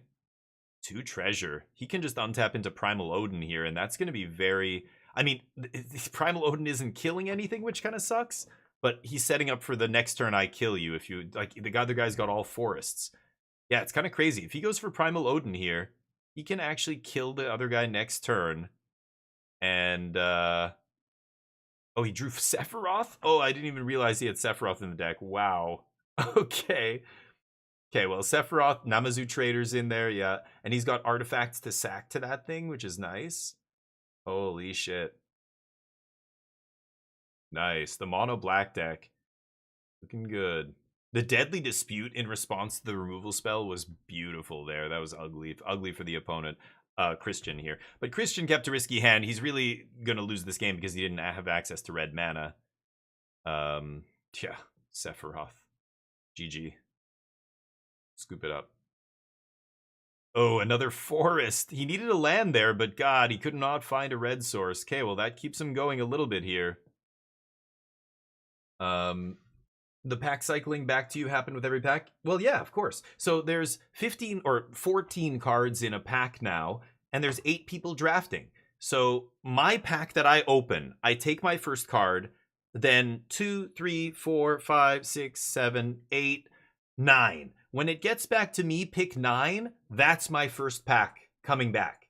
I get to see my first pack again for the first time. So your first 8 picks are each one from a fresh pack. And then starting with pick 9, you have your original pack back in your hand. And so now you're taking one of the things that wield. That's at from pick 9 is when you start going, oh, this wield, you know, Zodiark wield, holy shit, nobody's heavy black. Okay, like now I can get some info on the table. But until you wheel your pack, your original pack, and then the next couple of packs that you know first started with, there's no way to get info. So, but yes, you get your original pack and the next pack and the next pack and the next, like all the packs you see twice, I think. I guess your original you see 3 times as well, right? So when we say wheeling means it goes all the way around the circle of people and comes back to you. It's, yeah, stuff like that is very good.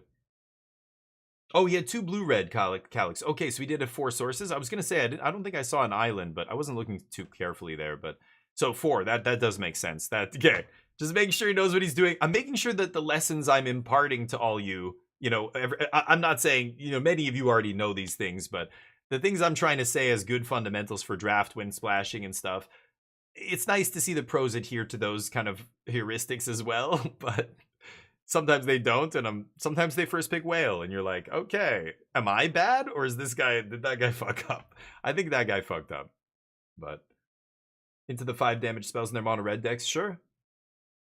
Yeah, in constructed, yeah, Twin Maw in mono red. I saw that yesterday. It's just to kill Vivi, Stin. Otherwise mono red loses to Vivi. Vivi just becomes a 7 toughness creature in 1 turn, and you can't kill it. Black green graveyard deck, yeah. Squirm, no. The graveyard decks are like Insidious Roots decks. They're not Reanimator. Yeah, well, this problem with Squirming Emergence is it suffers from all the graveyard hate that people bring to beat Omniscience combo.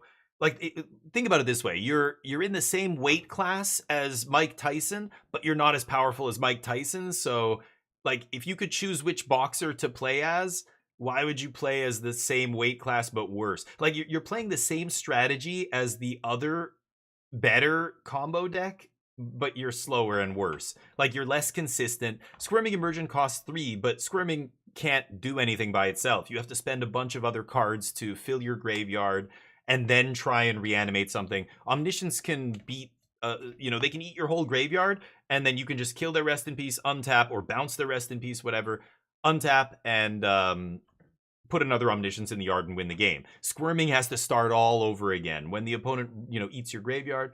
So I don't think the reason you don't see any other Reanimator decks, I mean, hell, we have Zombify in Standard, still worse than Abuelo's Awakening. Abuelo's is more consistent, more resilient, better sideboard card, like better anti-aggro plan. You need to play Temporary Lockdown or you're dead. Even in Omniscience, they play 4 temp locks. So what is a Squirming deck going to do? We don't have Path of Peril. That sweeper, that black sweeper, that thing was awesome. When that rotated, Squirming lost its ability to hang with the aggro decks. It's too slow. They'll kill you before you can go off. But Squirming was awesome. I remember putting Atraxa into play on turn 3, but that's the nut draw when your opponent doesn't interact with you. And if you put Atraxa in on turn 3, yeah, mono red loses. But the number of times you do that versus the number of times mono red kills you on turn 4, they are way more consistent than you are. Blue red, mono red, all those aggro decks, they will kill you faster than you will kill them. Omniscience combo, it took multiple sets, but finally that deck got to the consistency where it was killing you on turn 4, or it was at least able to stave off the assault on turn 3, you know, Temporary Lockdown, buy some time, turn 5 go off, you know. Squirming doesn't have any of that stuff, so it's just an inferior Reanimator deck. We already have, you already see the best Reanimator deck in the format. It's the second most played deck at the Pro Tour. That's why the other Reanimator decks don't exist, because you're just playing the same thing. You're susceptible to the same sideboard cards out of your opponent's decks, but you're worse. You're a slower, less resilient Reanimator deck. So I know, I miss it. I like Squirming, but nah. Even Zombify's not good enough. Squirming's too much work. Not happening.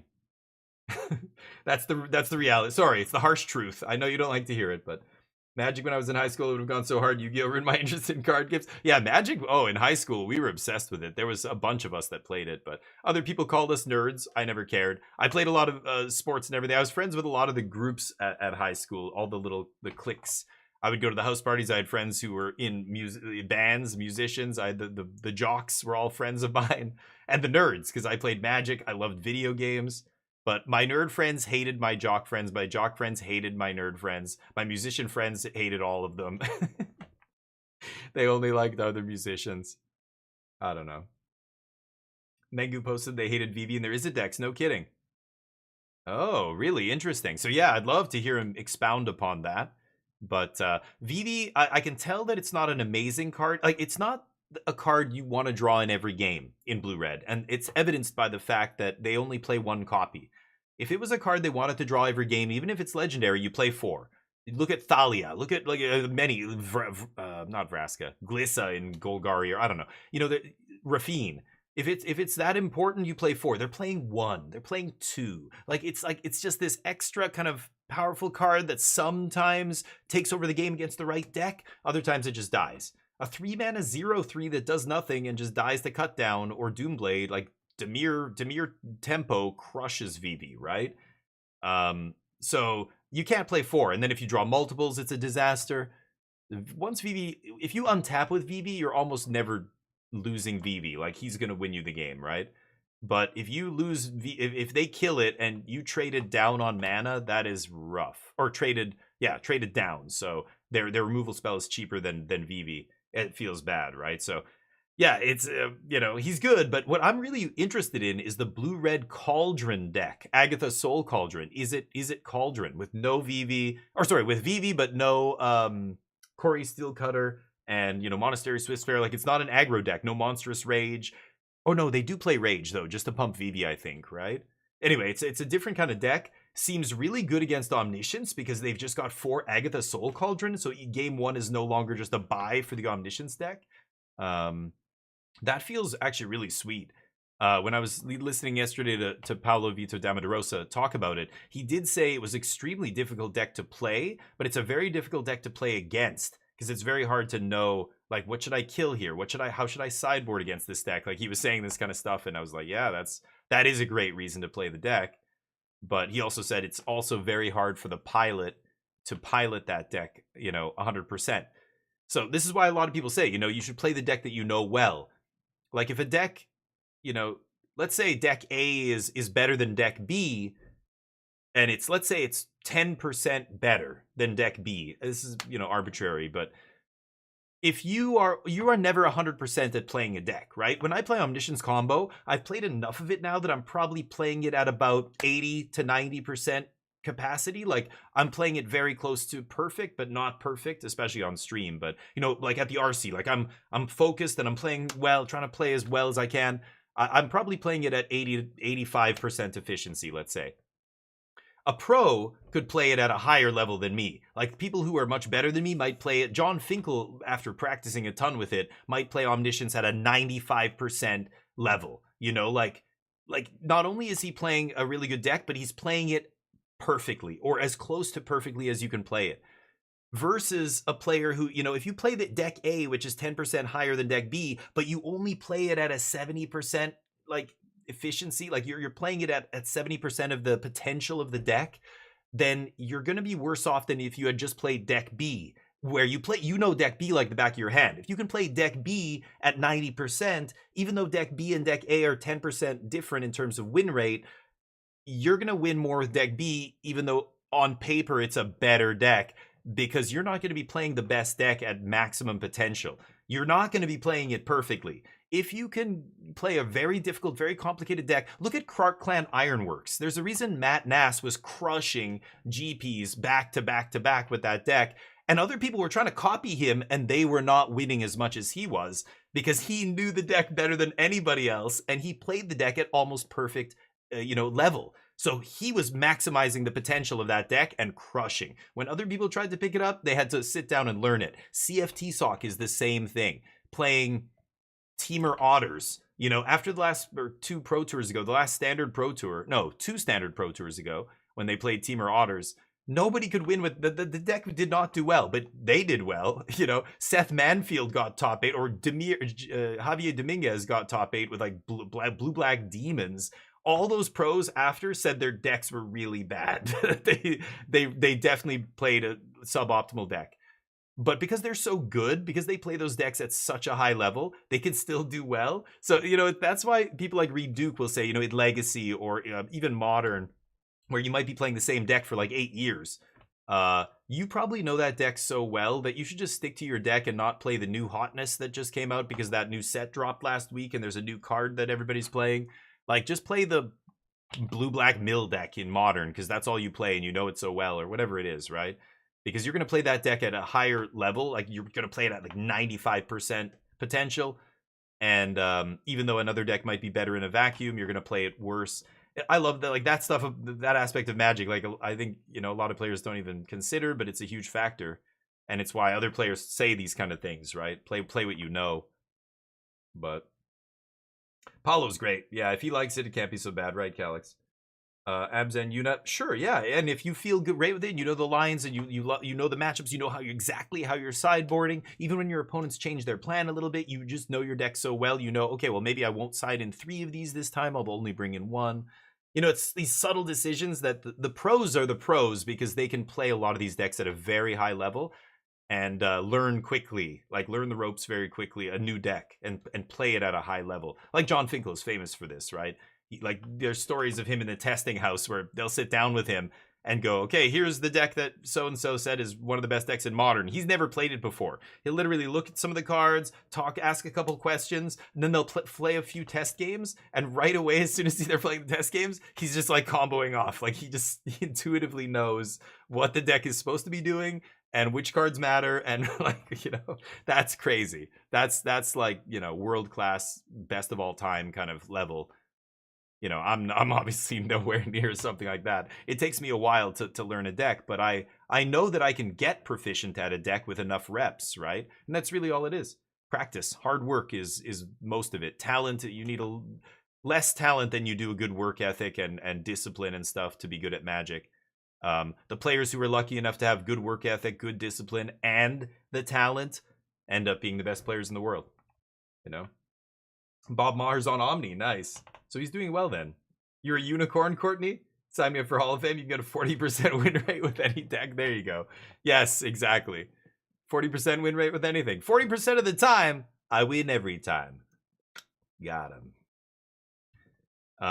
Bob not playing Bob is criminal. Yeah, it's legal now in Standard. What is he thinking? You know what, though? They did him dirty, Calix. I wouldn't play it. I would protest not play it. Even if it was the best card in Standard right now, I would straight up not play it. Change my art, motherfuckers. That was my invitational card. You changed my art. What? You know, if I'm Bob Maher, I would be pissed. They took my face off the card. Everybody calls Dark Confidant Bob because of that guy. Kids these days, the Zoomers don't know why we call it Bob. They're like, Bob, listen to this boomer. And Bob Maher's playing across from I'm Bob, asshole. That's me. Show some goddamn respect. Wait, what? Oh my god.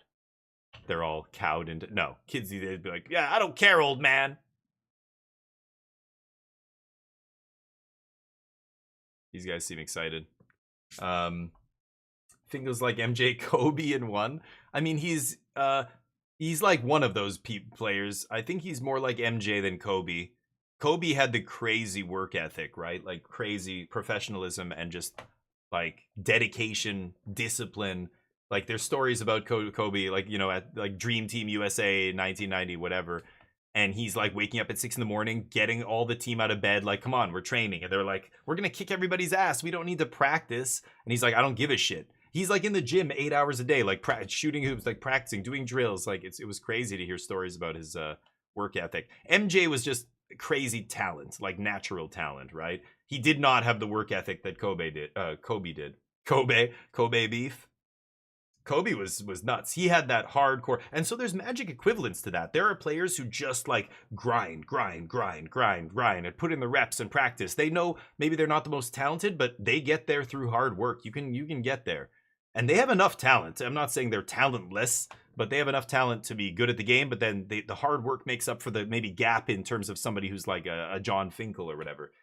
But in terms of natural talent, I think John, when you know, I don't know him, but when I hear stories about him from other pros, people who play with him, people who test with him, you know, who are on his team and stuff for various pro tours, they would just say, you know, I've played against LSV, I've played against Kai, I've played against John, I played against everybody, PVDDR, all these really legendary top ranked world famous Hall of Fame players.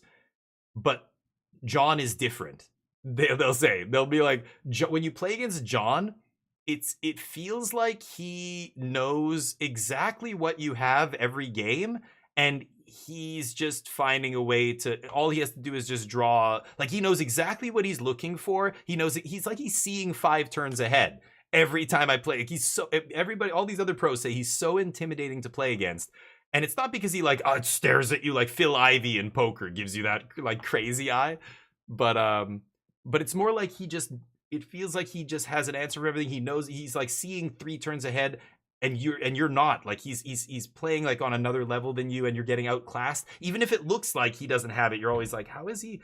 Like he had that, and like and it makes it so hard to play against him because you just like you assume he doesn't have it, and then he does, and then when you try and assume he has it, he plays in a way that takes advantage of the fact that you played that in that way, like this kind of thing. Like other pro players are saying these things, right? They're like, yeah, it's weird playing against John. It feels different than playing against a lot of other Hall of Fame pros, and that's why a lot of people would this legend kind of spreads. Back in the day, when I guess he was dialed in and on point, it was like playing against somebody who was cheating in a way. Obviously he's not cheating, but somebody who just knows all has all the answers, like just playing through all your tricks, knows what you could have, plays around everything. Like it's like he can see what's in your hand, that kind of level. I love the stories like that. That makes me go, oh, that's awesome. That would be cool to like play against somebody and just know they're better. Like when I was at the RC, I could easily tell who were the best players that I played against, and the new players and the ones in between. There were 2 players who were pretty good. One was quite good, and he's a regular Pro Tour name. And it was awesome. I said this in the podcast. I love playing against really good players. I know there's the chance of me losing goes way up, but the games are so good. We had such a good match. It was so close, and like both of us had to just really tank on a few turns and think about all this shit, and like we were countering each other and like just had trying to trap each other, trying to bait each other. It was such a crazy match, and I ended up squeaking it out, which makes me feel better. If I had lost, I'd be like, oh, it was still a good match though. I still would have said like it was just the best match I played all day in 9 rounds. And I think it's because he was so good. He was the best player I played against, and it just made the match awesome. Like it was so different than the guys I lost to. They got very lucky against me, I'm afraid. Like that sounds bad, but the dude with the Teamer, what's it called? Teamer Outrider deck. Oh my god, did he ever? He had the nut draw both games, and he won the die roll, and it was just like, and I had no interaction. I died. It was crazy. But he ends up crashing and burning like the next 3 rounds. The two dudes I lost to. The blue-red player who beat me was quite good. He was the second best player I played against. He was really young, too. I don't know how old he was, but... Jeez, I don't like that. Sloppy Ken Yukihiro. Shaking like a leaf. That's why you don't grab a mitt full of cards. Usually you'll see these guys go 1, 2, 3, 4, 5, pick it up. But, anyway. Yeah, Calix, like that's what you hear about these players, that he's basically, is super intimidating to play against. It just seems like he always has it and all this stuff. So it was really interesting to hear other pros say this. That's how he's when all the other pros say I would rather play against anybody else but John. John is the one guy I'd never want to play against in any format. It just feels like he just is like on another level. I feel like I'm always behind, even though I know I'm winning. Like I'm looking at the board, but why does it feel like I could just lose in a heartbeat here? Like, and it makes you play badly, and it kind of fuels his wins, because you're intimidating, you're psyching yourself out by playing against him after a while, right? But people just say he has that effect on you. So it's, it's like it must have been like Mike Tyson or something. You fight against somebody like that. His reputation. His number of knockouts he has. It's like that intimidates people. And if you're psychologically not in the fight in boxing, you're finished. Like that's it. Same with Magic, I think, to an extent. Not quite the same as a physical combat sport, but same thing. I've sat across from pros and stuff before when I was playing in Asia and stuff, and and I know who they are, and I know they're a pro, and in the back of my mind, there's a little voice going, oh shit, it's, you know, Li Shi-chan. Oh god. Hi, nice to meet you. Hey, how yeah, you know, usually don't say much. I might say one thing if I recognize them or whatever. I'm gonna fucking lose this match. Shit. You know, like right before we even start, I'm just like, I'm gonna lose this. You psych yourself out and that's it. So it's kind of like his reputation almost assists in propagating his own reputation. Like, it's, stop shuffling your lands, put them down. He just doesn't want his hands to shake. Just put the cards down and put your hands in your lap. I like doing this. I put my hands like this on the table and I just watch my opponent. Ken's, I mean, he's 7-1 here. Look at that. Look at him holding. It looks so weird on camera top down when he does that. I do the same thing. You arrange your lands sideways like that, make it easy to just grab 3 or 4. But it annoys me when players do this. Like, you can pick up your lands and reorganize them and put them back down, totally fine. But picking them up and holding your lands and shuffling them, like, put your lands down so I can see how many lands you have and what colors you have access to, please. Thank you. Don't fucking touch them again. Kind of surprised he's doing that, but I think he's also kind of doing it to hide his shaking or whatever, but hands below the table vigorously shaking. Yeah, that's a different penalty altogether. It's like an enemy when they have a menacing aura. Yeah, exactly. It's like an enemy in a video game that like lowers your morale before you engage in combat with them, and then you're at like, you know, shaken morale, and then you get in, then you start the fight, and you're like, oh my god, okay, I'm not playing as well. My characters are debuffed because their morale is in the shitter.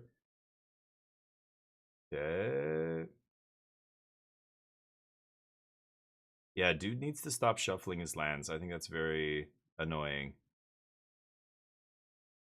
Okay. He's gonna finally cast something. Okay. Whip. Okay. So that guy is a 1, 2, 4, 3.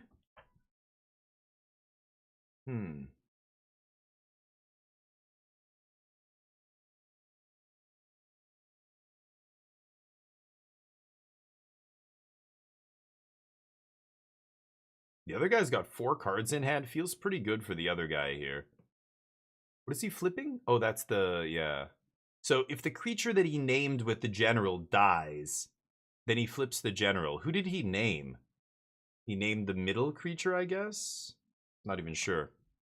Leave the lands alone, dude. What are you doing? That is so annoying. If I was the judge, if I was my opponent, or this guy's opponent, I would just say, Judge, can you please tell him to put his lands on the table?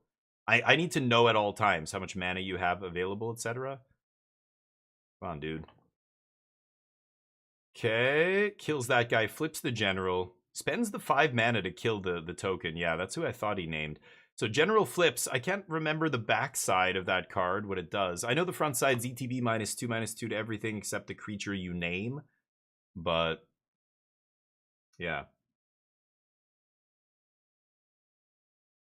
Flying 8/8 as this creature transforms into shroom, choose an opponent. When the chosen player loses the game, you win the game. Yeah, it's very dumb. It's a commander ability. But yeah. You're gonna kill him anyway in 1-on-1, and he's gonna lose the game. Scoop it up. Red-white, I mean, he needs an aura sight here or something. Like, what? Oh, he needs some kind of unconditional removal spell in red-white to kill big guy. Okay, Grahatia off the top. 8/8 flying in the air. He can stay alive at 1 life here.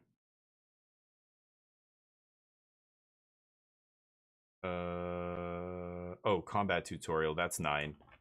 The other guy's got reach to 3/5. What a draw. The reach creature might save him here. But drawing 2 cards, all he needs is a removal spell and it's lights out.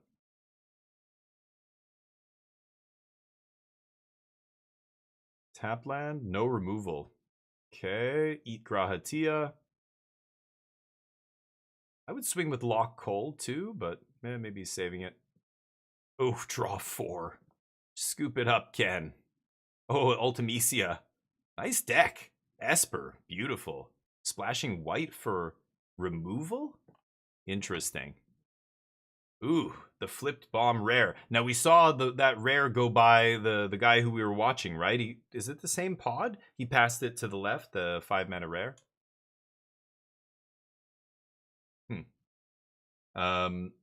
Nice, Crispy, yeah.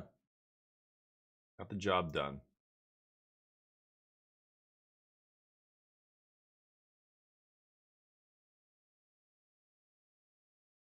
I could listen to these guys talk, but I don't think I will.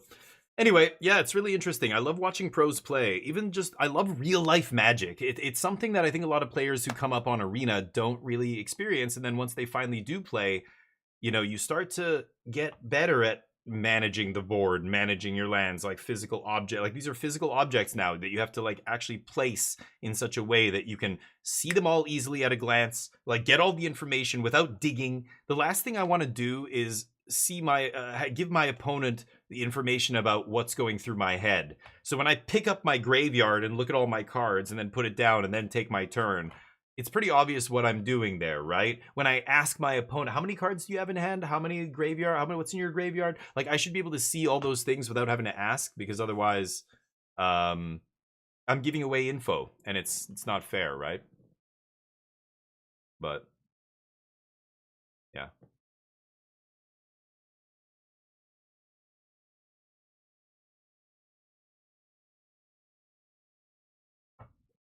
Okay. Alan Fong, Connor McKenzie. These guys were all in the same pod together. Blue-red duel coming down. Ooh, a little blue-red spells action. Mull to 5, though. Not great. The other guy's keeping on 7. Turn 1 Chocobo. Oh, no. That is a big, big, dangerous card. If this guy's got a Thunder Magic or a Suplex, he's using it right now. But he doesn't have any removal for that? Ooh. Okay, that thing's going to do some damage. He's got the 5-mana removal. Yeah, or no, that's a creature? Oh, that's Cypher. Sorry. He doesn't have any removal. He's got a combat trick in hand. So the Chocobo starts pecking in. Ooh, is this the wolf? Wow, great start here. Turn 1, turn 2 plays, using all of his mana here. Okay, a cycling. So this guy at least using 2 of his mana on turn 2. Getting that land drop. The wolf's fantastic, of course. Now the other guy's going to untap with 4 mana. Could see a frog here or something. I don't know what's in the other guy's deck, but thinking 4 drops in the set. What are some good green-white 4? It could be a white 4-drop as well. I don't know. If I'm seeing this, I'm thinking it's not vehicles, so I would be surprised to see a weapons vendor. I would guess frog is going to be the turn 4 play. Or, I don't know, rares and stuff I'm not even going to consider, but at common and uncommon out of the green-white deck? Let's see. Got lands. I can barely see his hand up there. I can't see what he has. Lands. He only... Oh, he plays tap land. Okay, so we might see a 3-drop here now. And then he's going to go to 5 next turn. Chocobo going to swing first, I'm guessing. Before we play our 3-drop. Chocobo coming in as a 2/3, putting him to 17, and here's 3 mana for... Okay, so had a good 3-drop to play, takes the opportunity to get the tap land into play. Human, picking up a counter because of Torgal, the finest hound. That's its name, I'm not kidding. 4 mana here. Now, he's got to have something. He had 0 plays on turn 3. So one of these players has used all of their mana this game. The other player has wasted 1 mana on turn 1, 3 mana on turn 3. That's 4 mana wasted this game. That's bad. Cypher, the 4 mana play. All the eggs kind of in one basket here, and this is why, you know, yeah, if the other guy has 2 plays here, like a Chocobo punch into something, that's going to be pretty devastating. Chocobo kick, I mean. Instead, he goes for 4-drop, Auracite. Nice. So the removal spell eats Cypher, and then this is going to be a lot of damage. Can he play... he hasn't played a land yet. I guess he has no land drop here. Ooh, or he would have played it and hit with the Chocobo. So no land drop, kind of rough, but takes a big chunk of damage, goes to 11. Okay, these guys are so... very deliberate with their play. The guy, Alan Fong here, is very, very deliberate. Lands spread across here. Very interesting. Graveyard on the opposite side of the deck. Also not a big fan of that, but, you know, to each his own. Or her own. Yeah, not bad. Got 2 mana up. If he's got a 2 mana play here, I think he's got the combat trick. Combat trick gives haste +3/+1, right? That's not really doing much. Yeah, haste +3/+1, exile the top card, right? So he's going to try and trade the token for the white human on the other side of the battlefield. See if that works out. The other guy's still missing land drops here. 4. He's got 5 mana off the Aura Sight, but he plays a 4-drop. What is that? Is that the 4-drop that makes a 2/2? Oh, it's game over here. Oh yeah, if that's Dion, that's his name. Dion, who makes a 2/2, it's over. This is GG. Nice deck. Torgal. That was a great draw for the opponent there. I mean, I think he probably just drew it. He would have played it last turn if he had it, right? Or I guess not. Probably kill, yeah, you kill Sight first still. But no land drop here. Kind of surprised he played that pre-combat. I guess just to get the buff on the Villiers. Yeah, you gotta use a defensive combat trick. The other guy has 1 mana up, but there's almost nothing the green deck can do with 1 mana there. Could be a white trick to save him, but block? No pump. Really? Why not pump and... Oh, is he... Oh, the guy's flying. Wait, what? What did it say? All the knights are flying? I guess that guy's not a knight, right? Okay, then why not combat trick kill him? Okay, he just scoops. Weird. Like, he could have seen an extra card there? I don't know. I guess there's nothing in his deck that deals with Dion. Dion is nasty. Yeah. The smell of your opponent. I know. There are downsides. Also awkwardness sometimes. They're like I've dealt with people who are assholes. You know, it's a competitive card game especially when you're playing for prizes. People can be real douchebags. But again, that is the minority. Most people don't stink. I know it's a meme, but honestly, these days, most of my opponents aren't that bad. Some of them are still pretty bad. And in the wider hall, there's many that, you know, but again, it's... I don't know. If you had to estimate, I mean, again, I just went to a large event with hundreds of players recently, and I would say maybe 15%, 10 to 15% had pretty poor hygiene. That's far too high still, I know, but it's not that bad. It's definitely the minority of players, but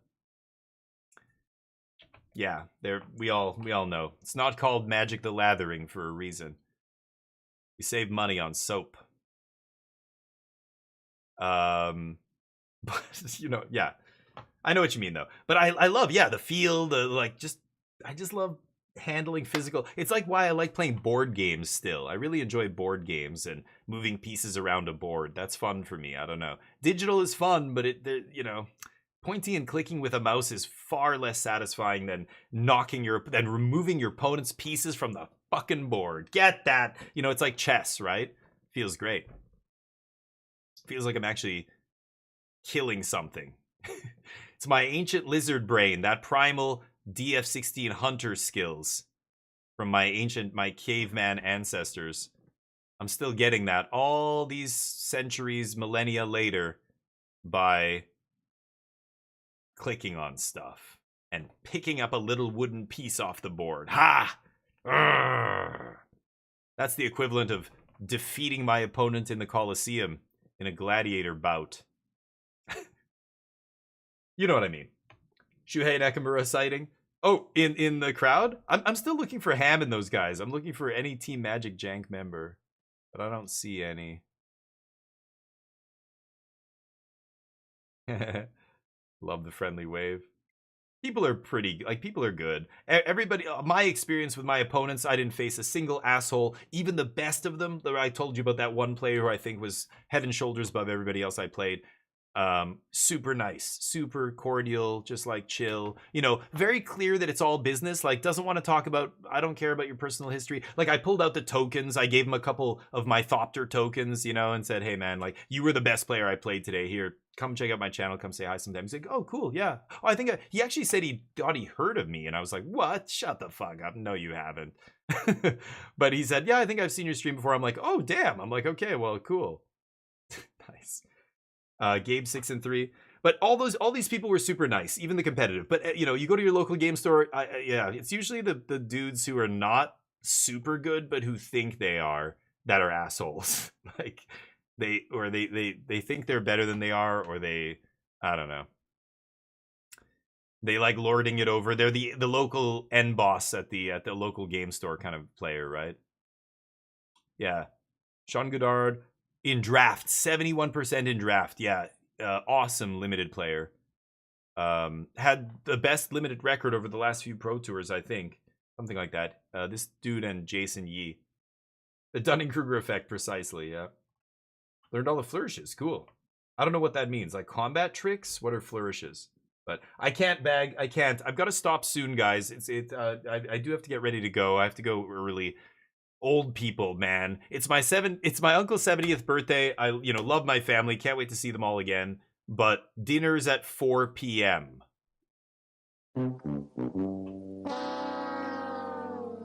I'm like, okay, what time should I swing by? Like, should I come by early, like 5 or 6? We can have an appetizer before dinner. Oh no, we're having dinner at 4 p.m. What is going on with you? What are you talking about? What? You're eating at 4 p.m.? Oh, yeah, so come by early for some appies at 2 p.m. And I'm like, oh, okay. At 2. Okay. So I'm going to leave soon. And, you know, I'm going to go do this thing. I don't know, maybe I'll stream later. Maybe I'll do a little comfy, cozy Saturday night stream, and we'll do some, this will be over, but I'll play some Control, or maybe some Death Stranding, or Dune Awakening. Build my base. I cannot see those. Oh, terrible camera work. Okay, well, my eyes hurt now. Thanks. Oh, and the backs. Oh, God. Control's great. Oh, Panthros, sorry, dude. I have to shut it down a little bit early today. Old people, am I right? Ugh. God, I wished I lived 500 years ago and I had 8 brothers and sisters to take care of them. I gotta do everything. I never wish I'd lived 500 years ago, ever. God. I'm glad I don't live 50 years ago. God damn. I am glad I experienced pre-internet world, though. I grew up in the pre-internet world, and then the internet came out. I was about 14 or 15. So I bridged the gap between pre-internet, post-internet. I kind of feel sad for kids who grew up only knowing the internet. I feel like they've lost something as a result. I don't know, but every 20-year-old in here is like, fuck this guy. What are you saying, I'm dumb? Fuck you. And they leave. Flipping the cards around. Yeah. Oh, that's a flourish? Oh, okay. I didn't realize what you were saying. Yeah. Like just playing with the cards. I mean, you get better at it the more you do it. I'm rusty now. I never touch physical Magic cards anymore, but yeah. Tourney hasn't started? Well, it has. They're playing draft. They've already played 2 rounds, I think. But yeah, these guys all won the first round. They're going to round 2, I guess. Those 3 lost the first round. There should be one more loser there. I guess they're still playing, maybe. But the standard portion will be after this. I don't know why they're highlighting Ely here. Anyway, I can't stick around for much more of it. Sorry, Panthro, but I do stream every day. I'll probably be streaming tomorrow as well. My wife is doing a workshop this weekend. She's hosting a workshop at her studio, so she is busy all day. But my parents are in town. I don't know. I'm talking to my parents today and trying to figure out if they want to do something tomorrow. But I'm definitely gonna stream tomorrow at some point. Maybe in the morning, maybe in the afternoon. But we'll see. Bob Maher cruising. That's Dark Confidant. Bob. That's the Bob. Great to see him playing. Preteen, right when the internet was being talked about. Oh, interesting. Yeah, I think it's cool. I remember pre-internet world, and it's kind of like I feel like it's a little bit sad, some of the stuff we lost, like how to read a map. You know, I learned how to read a map, and I know a lot of people that grew up after the internet came out who can't read a fucking map. They don't know how to plot coordinates on a grid. Do you know what I mean? Like, that's a skill. Like, or there are useless skills. Like my mother, her handwriting is beautiful. She has beautiful handwriting, and I never had good handwriting. And I remember being like, "Oh God, I hate handwriting," and practicing. I have to handwrite this. And then I feel like now I grew up, and I'm like, "Ha! I won! I told you it was bullshit. Nice. Didn't even matter. The stuff that I'm not good at doesn't matter. Bonus. I win." You know, that kind of a mentality. But my mom's, you know, it's a dying art. It's a lost art. Her handwriting is gorgeous, and my wife can't read it because my wife's Korean. She's not a native English speaker. So she can read, obviously, English very easily. But when it's cursive writing and really fancy, like stylized writing, she's like, what does it say? She loves reading the cards from my mom. It's like a puzzle for her. She's trying to figure out what my mom's trying to say.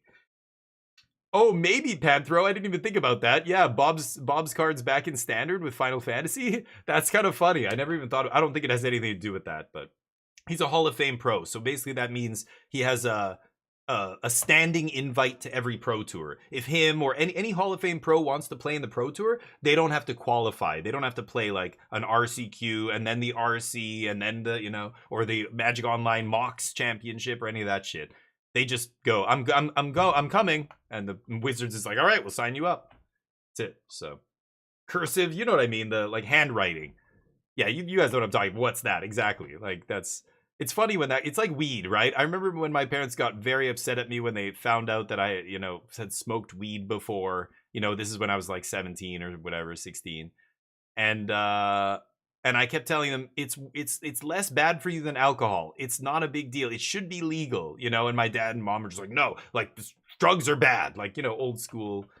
And then now that it's legal everywhere, I feel like going, see, and their neighbor takes eats edibles and like says it's changed her life. She sleeps better and blah blah blah. And I'm like, see, mom, maybe you should try an edible. No, I don't. Like, it's this mental thing they can't get over. That it's like my mom thinks drugs bad. I don't need that. I don't, you know. But I'm like, why not? What if you have issues sometimes with, you know, stress or sleeping or whatever, diet? Try it. It's not a bad thing for you, but they can't get over it. Even though other people their age are doing shit like that now, right? Anyway, it feels vindicating to be like, see, finally, yes.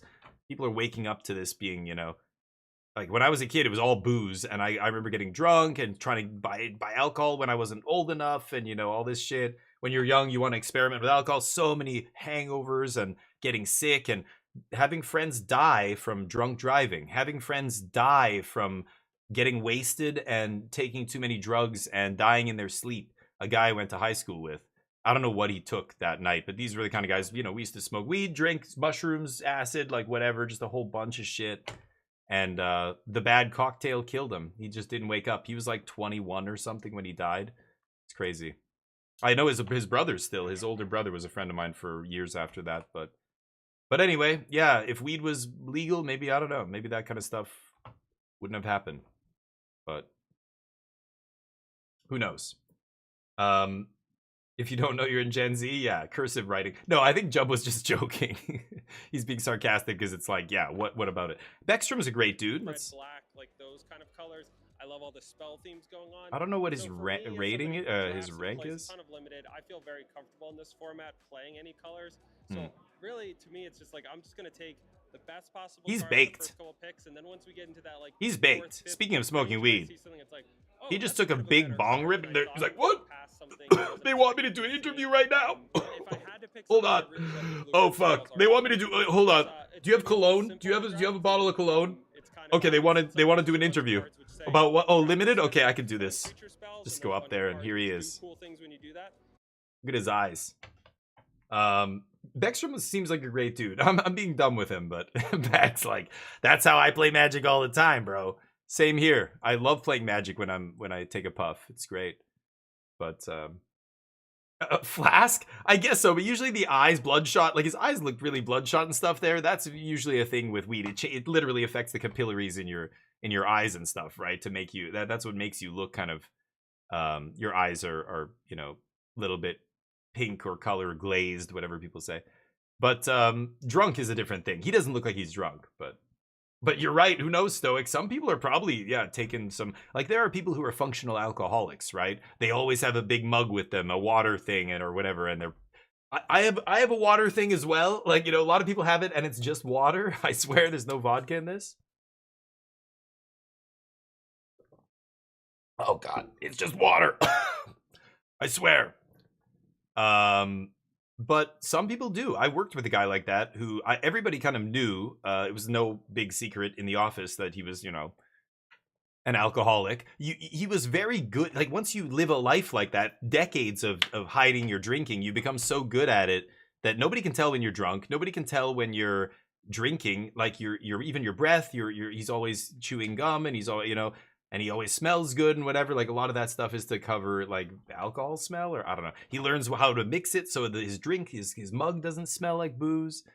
And yeah, I had a teacher like that in high school actually. Mr. Osterkorn. He was a boozer. He was old. He was the oldest teacher at the school, and I think people just didn't want to. Like, we all know he drinks. Just don't fucking say anything. He's gonna retire in like 2 years. Just like, don't say a word. Ooh, that looks spicy. Wow, blue for Scorpion Sentinel? Green blue? This is a straight Devil's Mana base. 6 black sources. 8 green, no fixing? No fixing. 1 world's map. Wow. 1 world map, Balam Rexor. I love Sin Splash. I guess Ice Flan fetches blue. I don't love the 2 mana card though. Oof. That looks like a stinker. Water, yeah.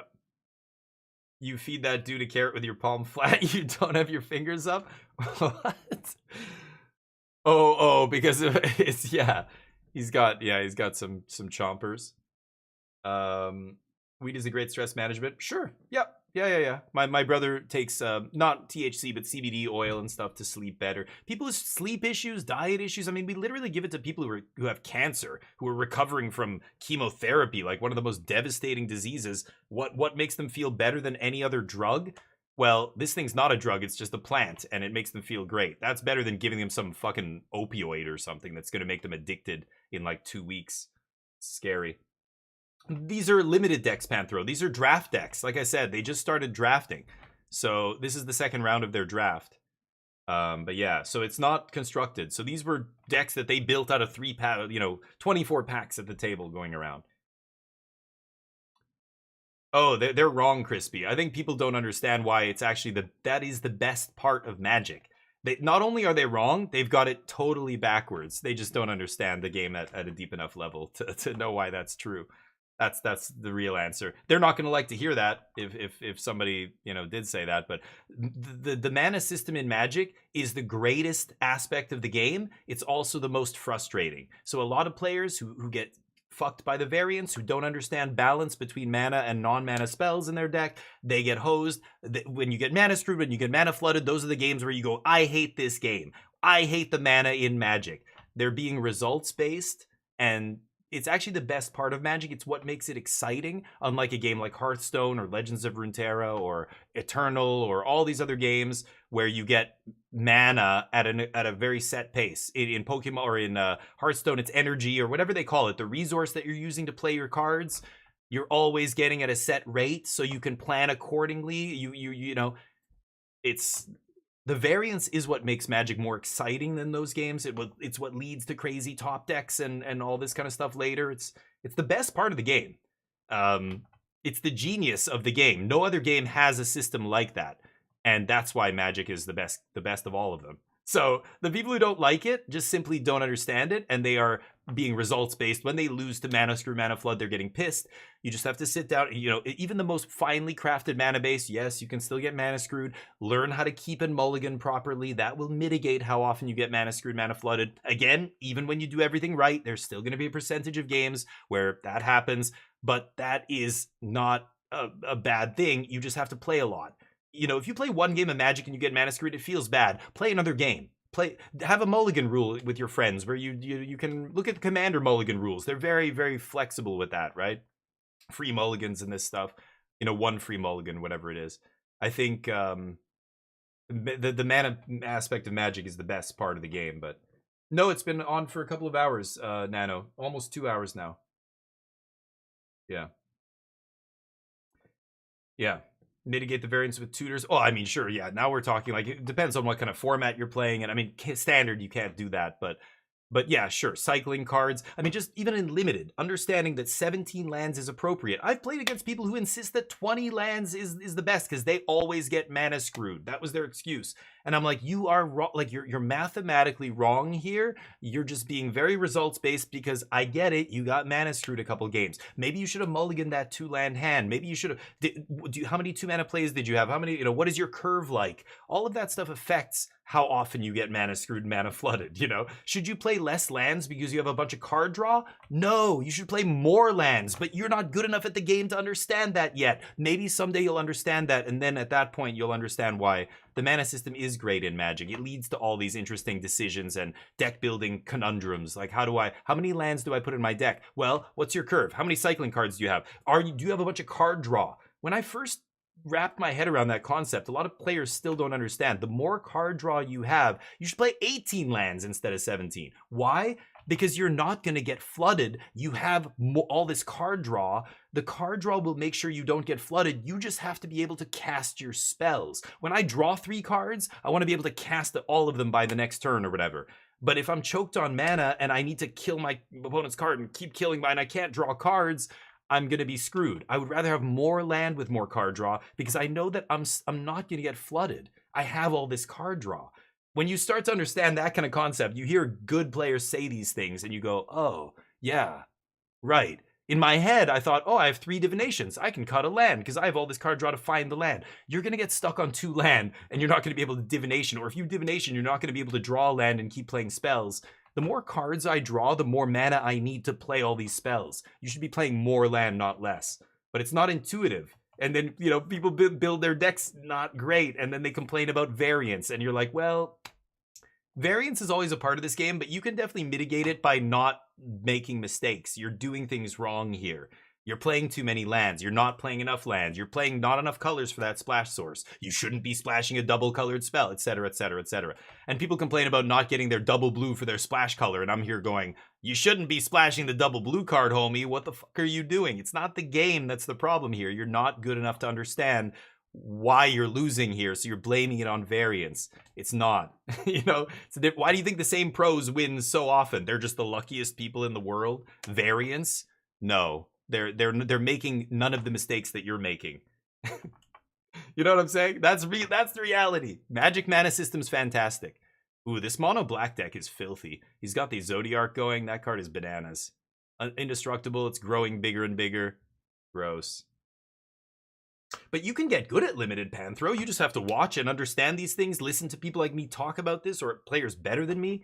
This is all stuff that's how I learned. I just listen to and read and watch other players better than me and go, I'm sorry, why is he playing this? Or, when I hear a good player say why, that's the best part. When you're watching a player who knows what they're doing and they're explaining everything, and I'm like, I'm just like taking notes, But yeah. Zodiac is the splash card, yeah. Yeah, sure. Demon deck, sure. Sounds sweet. Oh yeah, the quick draft. Yeah, they're bringing back two-pack drafts or something. I don't even know what that is. It's 4-player pods. It just seems like a money grab. I want to see what the prizes are going to be like for that. Ooh, there's Spira, taking that bad boy. Oh, we can only take a land. Oh, it's off. The 3-drop. Man, that guy's deck looks fantastic. Really nice. This is the deck that's splashing for the 2-drop. That seems silly, but the other blue splashes I really like. Titan. Sweet deck. Well,